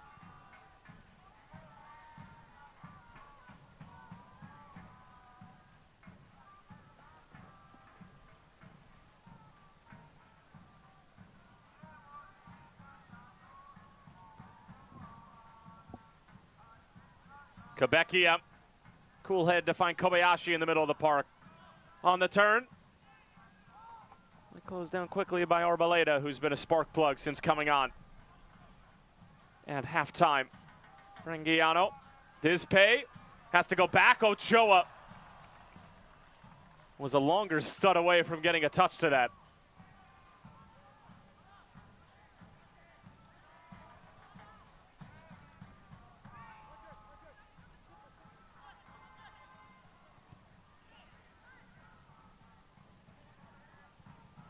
Nathan Smith, Barmby.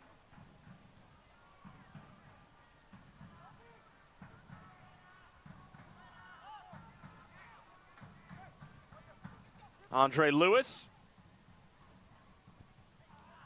It was a good idea for Marvin Laurie to try to find Arboleda. Ochoa.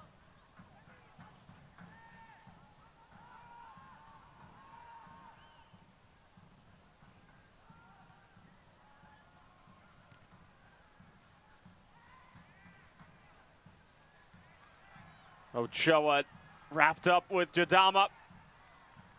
Somehow able to keep it using that big frame, and the foul's going to go against Sammy Ochoa. Now that is not what I expected to see. T2 trying to play quickly, but it's going to be a yellow card issued for dissent to Eric Avila.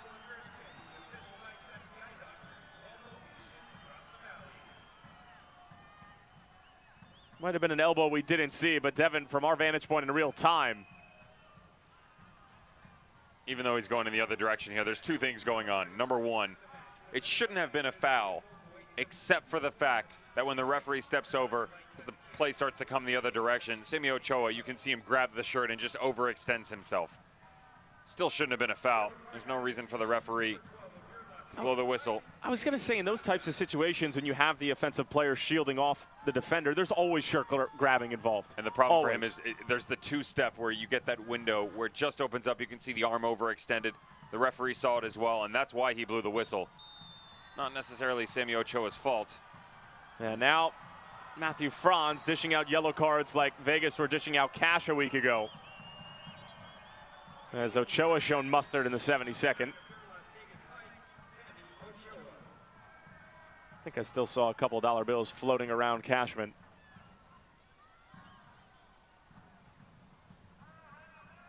Nice little neighborly welcome from Sammy Ochoa as Renzo Zambrano gets rocked to the ground.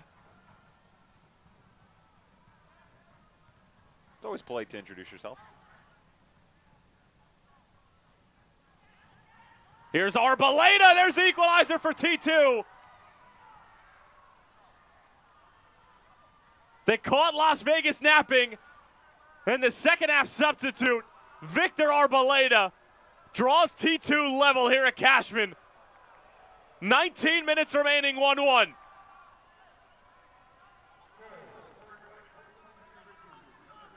It can happen that fast with Victor Arboleda on the restart. Ball just knocked into the mixer. How about Dizpe? Gets that flick over the back. The Colombian in behind the back line. Oof. Just picks out that far post. Gets his 7th on the year.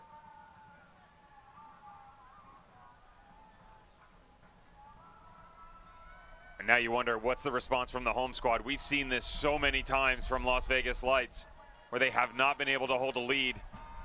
And the visitors have been able to bring themselves back into a match. They've done it on the road, they've done it at home. If you're a Cedro Sanchez and El Jalis, you are having a scary case of deja vu. We resume at 1-1. Arboleda came on at halftime. It was very much an offensive substitution, with Anguiano more so hovering around the middle third of the field. Arboleda has been nothing but busy in the attacking third, being a nuisance along that Las Vegas back line. And you could sense it was going to be Arboleda, Loria, or perhaps even Langsdorff that was going to finally break down the Las Vegas defensive door. Kobayashi.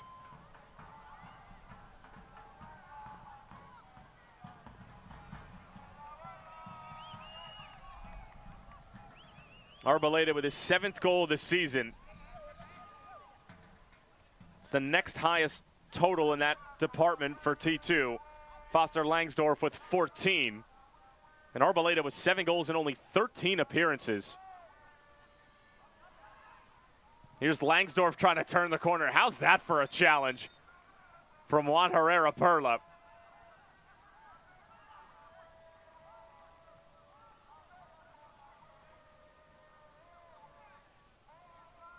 And Inigo, who's been waiting for probably about 5 minutes time, is finally going to come on.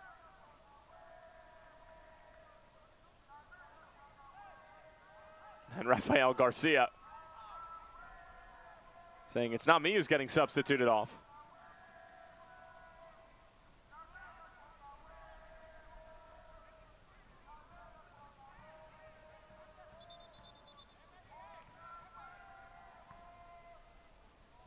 Wiki just getting stretched out. Carlos Alvarez actually motioning that Huiki needs a sub, and it was originally going to be Garcia subbed off, but now with this recent development, they're going to have to change their strategy. Wiki gets himself caught up, and you can see right there, just overextend himself right away, pointing to that leg of his. Surprised Foster Langsdorff doesn't cut that ball back. Kind of telegraphed the challenge coming his direction.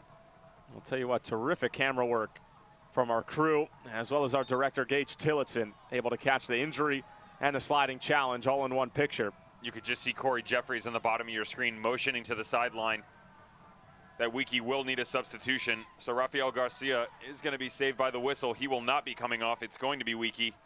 And you have to wonder now, are they still going to go with Inigo? Most assuredly, as he is a center back primarily. Meanwhile, T2 with a very good chance for the set piece now. Things just going from bad to way worse for Las Vegas. With Wiki going down, Marvin Loria standing over this free kick.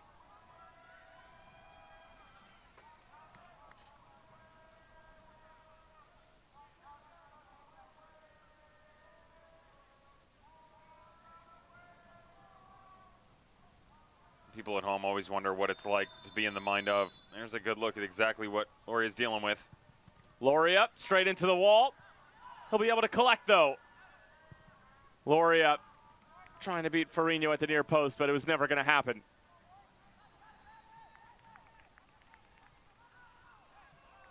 Never enough here from Marvin Loria. First one right into the wall. second trailing even further behind with his actions. That was one of my favorite things. One of my trainers growing up as a youth would always tell me the first free kick that we got, no matter what, pound it right into the wall. I used to always get myself in trouble with that because, it's easier said than done. You get a strike 20 yards out of the top of the box and you just want me to hit it into the wall. But it makes them second guess. You get guys that'll start flinching and they're not going to want to go in the wall the second time. No, and you see guys that'll jump as well or they'll turn because they're afraid. So it's always one of the fun ones. Putting in crunching tackles and, as you like to call it, breaking legs isn't enough for you. You also have to use the ball in order to inflict injury upon the opponent. Absolutely. You've actually met someone, I'm not going to name his name, but you've met someone who was a goalkeeper. And during one of our training sessions, I had a through ball played into me. And I hit one from right about the top of the 18. It caught him off guard and he was flat-footed. I hit him in his chest. Cracked one of his ribs, sent him to the hospital. And he had the imprint of a Select soccer ball, why I love Select so much, on his chest. Avila putting on the moves. Avila towards the byline, trying to get the delivery away, but it travels over the line. And a goal kick coming up. And just so you know, folks, Devin had the biggest smile while telling that story. So I'm sure fracturing one of his friends' chest bones brings you so much joy. So much pleasure.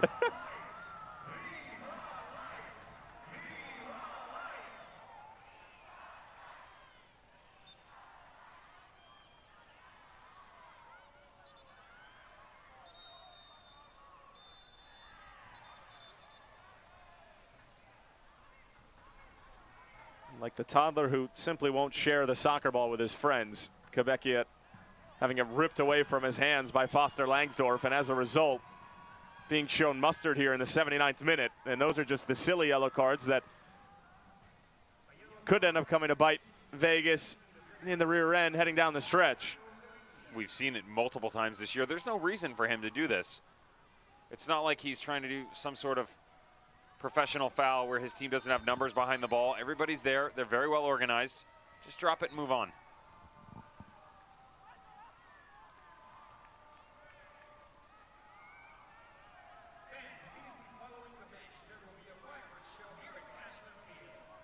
There's a look at Quebecia, who's done an excellent job tonight, who's battled through a couple of knocks and bruises.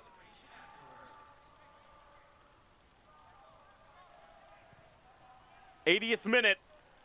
Raul Mendiola's goal would not hold up. Victor Arboleda scoring the equalizer in the 72nd minute. The assist from Dizpay, of all people. Well, what a week it's been for center backs assisting on goals. Paco Craig had 2 assists for Louisville City FC in what should have been 3 points for John Hackworth's side in his biggest road test since taking over for James O'Connor. Giving up 2 goals in the last 5 minutes of play and drawing Bob Lilly's Pittsburgh Riverhounds 2-2. Zambrano looking to create on the counter, also looking to use his pace. He's got plenty of it. Zambrano knocks it across. No trailing run for T2.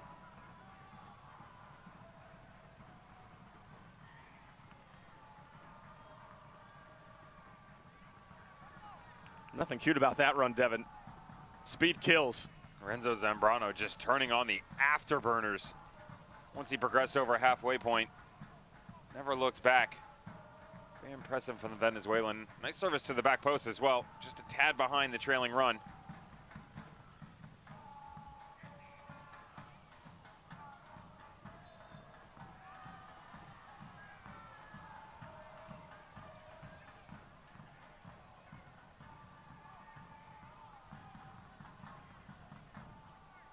Very first bobblehead night in Lights history takes place on Saturday, September 29th. The first 5,000 fans will receive the limited edition Cash the Soccer Rocker bobblehead.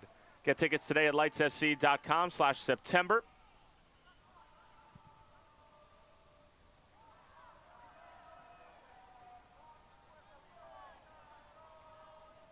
Couldn't give Dottie the nod for the bobblehead? No love. She needs better representation. Agreed. Dolly and Dottie got my nod for the midseason awards best mascot. Although I'm sure Who was also in the running? It was just them. It was just Cash was in there as well. Cash was in there. Got to give the nod. You didn't have like nominees running through your head. Ziggy the Ram. Ziggy the Goat. Ziggy the Goat. You always say Ziggy the Goat. I'm a big fan of Leo the Lion from the Real Monarchs, the Real Salt Lake organization.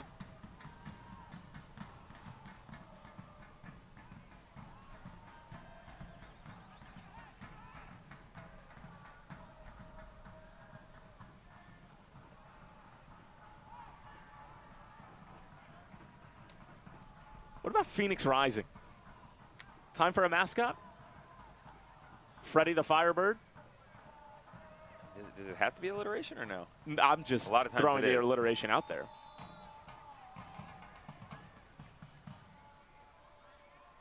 Finny. Finny? Finny the Phoenix. Yes.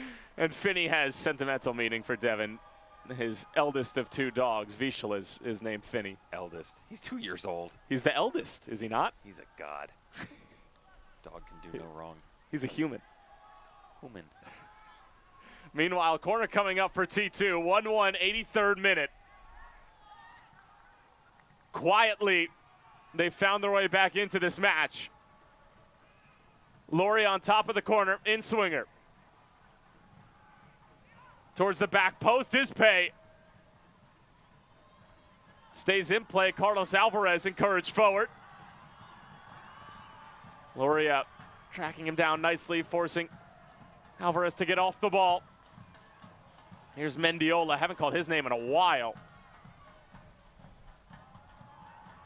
Almost it's a back giveaway. Mendiola trying to make the most of it. Jadama has to go to ground. Kobayashi also in the neighborhood. How good has Zambrano been weaving his way out of trouble? Here's Laurie again.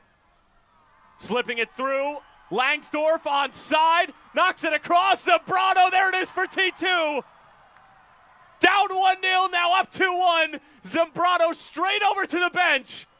And Cameron Knowles his side with a terrific response here in Sin City. It's the skipper, the Venezuelan Zambrano, making it 2-1 in the 84th.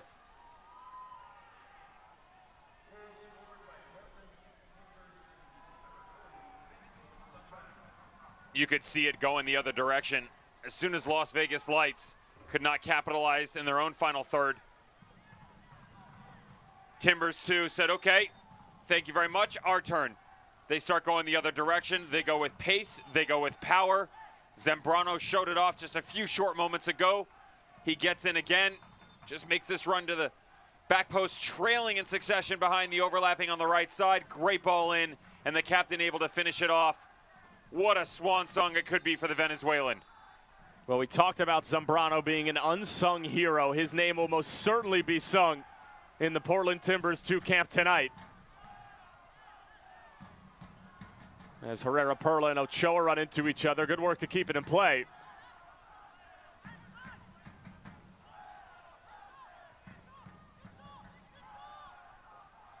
Loria. Dinking it through. Look at the pace from Arboleda. One more delivery for Reno, this time making the most of coming off his line. We got a little bit of role reversal this time around, Devin, with T2 being the ones who equalized and would end up losing on July 22nd back in Providence. And now it could very well be a 2-1 win for T2 here at Cashman, as it'll be a set piece for Las Vegas from about 27.5 yards out. And some jawing between Sammy Ochoa and Foster Langsdorf.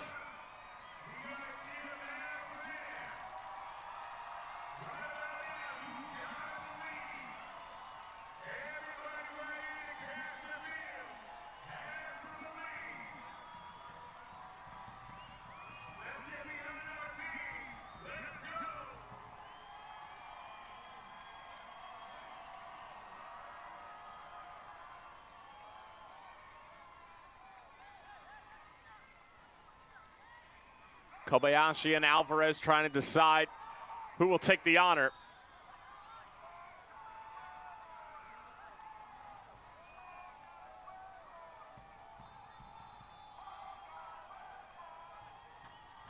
Alvarez just dinks it over the top. Still loose. Mangel skies above the rest. And able to hang on to it. Excellent goalkeeping. This is what you want. You make your line right in front of you, make up your mind, go up and get it, reach the apex, and just put both hands onto it, come to ground, tuck it in securely. Ricardo Forinho was impressive a moment ago when he stepped out and got both hands on the ball, but he actually got away with one. He comes out, possesses it, goes to ground and tucks it, then rolls it in front of him and picks it back up. And that's not the first time we've seen that this season. No. It happened in a Phoenix game a couple of months ago, and it went completely unnoticed. I'll be very impressed if you can remember who Phoenix was playing on that night. What's today? September. Was it Fabian Serta? It was Fabian Serta, huh? Wow, look at that. High five. I like.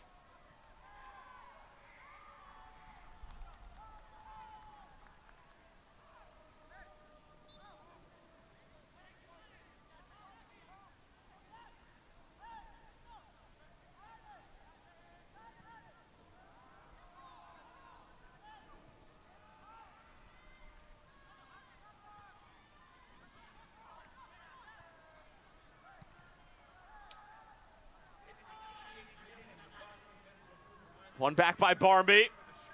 T2 looking for an insurance goal. But Jake from State Farm nowhere to be found. Alvarez. Slides it across. Shot from distance.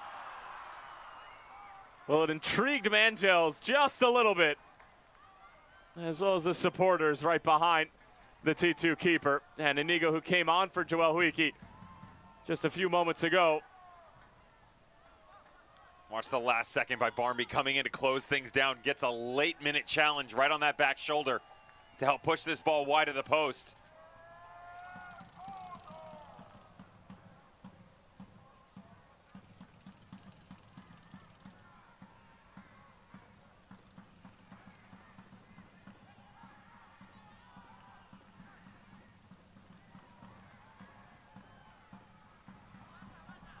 Juan Herrera Perla. Arboleda. He could very well be man of the match for me. And only half a shift. Here's Loria the other way. Forinho off of his line. Loria to the byline, knocks it across. Nobody there for T2. That time he elected to try to take the touch around Forinho as opposed to electing to chip it over him like he did in the first half after he made a mess of that opportunity.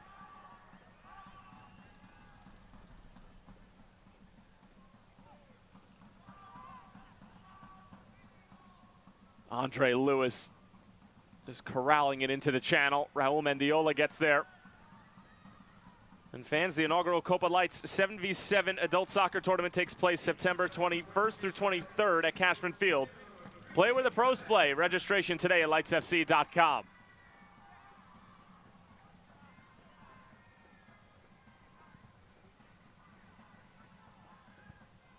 And also remember, after every home game, join us at Plaza Hotel for the official post-game party featuring your Las Vegas Lights. Come talk soccer and share your game ticket tonight, and your first drink is free. And Marvin Loria, probably not the best decision, Devin. What are you doing? I mean, the first half, you could go either way. You just don't execute. That's fine. This one had to be a chip. It had to be knocked on goal almost immediately. But Forinho, you could see the conversation between Roberto Inigo and Ricardo Forinho just changing places. Interesting because Inigo had a step with Loria. Loria's got blazing speed though.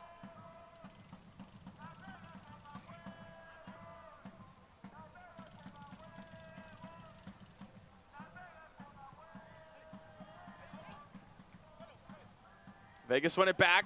Miscommunication between Quebecia and Herrera Perla. And the foul on the ladder.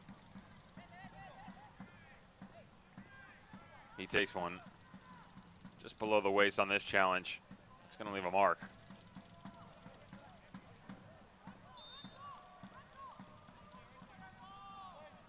Well, what a start to the 3-game road swing it would be for T2 after being down 1-0 at the start of the match, but it looked very bleak in the opening 10 minutes. Arboleda the flick, the offside flag goes up, but T2 slowly but surely milking the clock for what it's worth.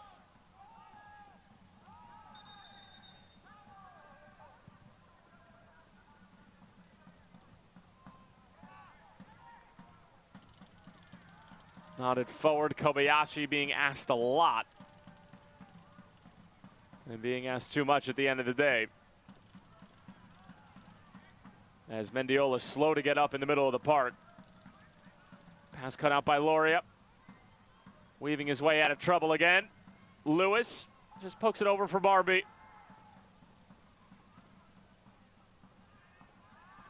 And that Orange County Fresno game full time, 1-0 for OCSC at Chuck Chansey. A massive result for Braden Cloutier's side. And they now take full control of first place in the Western Conference on 57 points. Phoenix on 56, Monarchs on 54. But Phoenix and the Monarchs both with the game in hand on Orange County.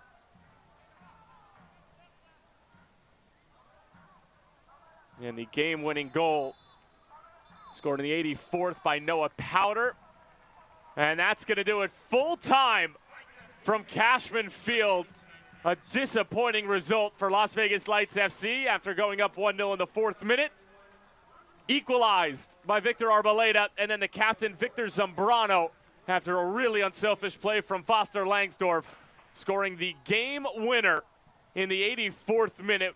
What a response from Cameron Knowles' side at the start of this 3-game road swing. Devin Kerr, your thoughts? Lights out. There you go. They're going to have their fireworks to show off for their fans and show their appreciation, but Groundhog's Day for Isidro Sanchez and El Chalice. Well, we'll step aside as the fireworks are set off here at Cashman Field. 2-1 is the final score in favor of the visitors, Portland Timbers 2. We're heading to the post-game show. Don't go anywhere.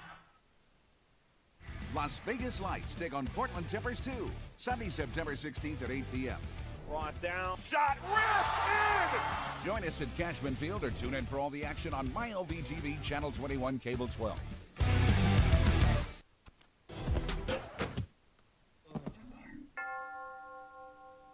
John Barr! John Barr! You can do it! I got drive like I work with Uber. Yeah, cooking like Curry, so respect the shoot.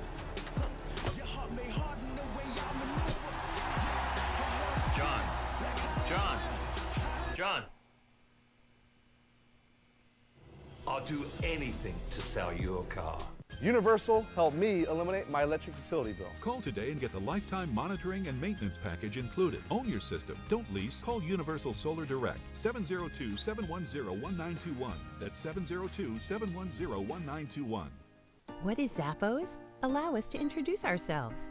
We're your one-stop shop for shoes, clothing, handbags, and a whole lot more. Simply put, Zappos is you, and we're here for you 24/7. Whether you need the latest and greatest in footwear or a new piece of luggage, we'll always ship it fast and free. Add to that free returns and a 1-year return policy, and you'll be set for a worry-free shopping adventure. So let us help deliver happiness to your front door. Shop on Zappos.com today.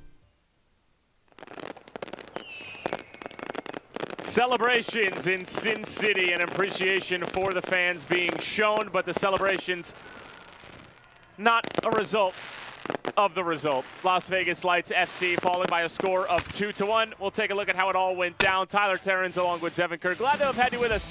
And if for some strange, bizarre reason you're just joining us, we'll help you out a little bit with the full-time highlights. Raul Mendiola, 4th minute, his 7th of the season.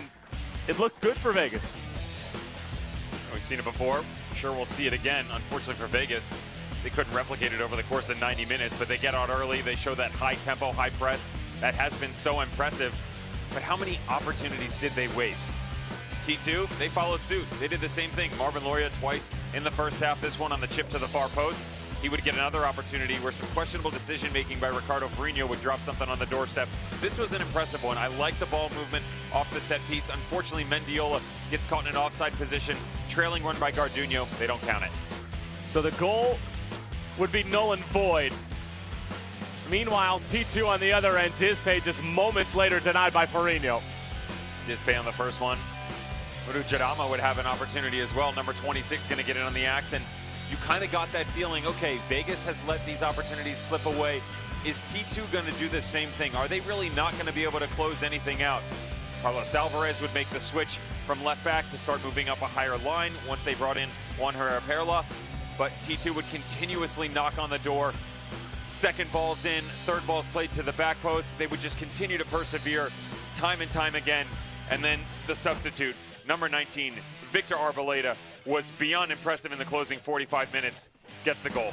His 7th goal of this season, showing off his change of speed.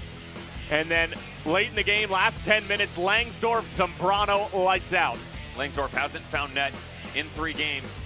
Now, it was 2, but at least he can help from a supporting standpoint. Zambrano coming out of the middle of the midfield in that holding midfield position. Great run to the back post. Excellent service by Langsdorff.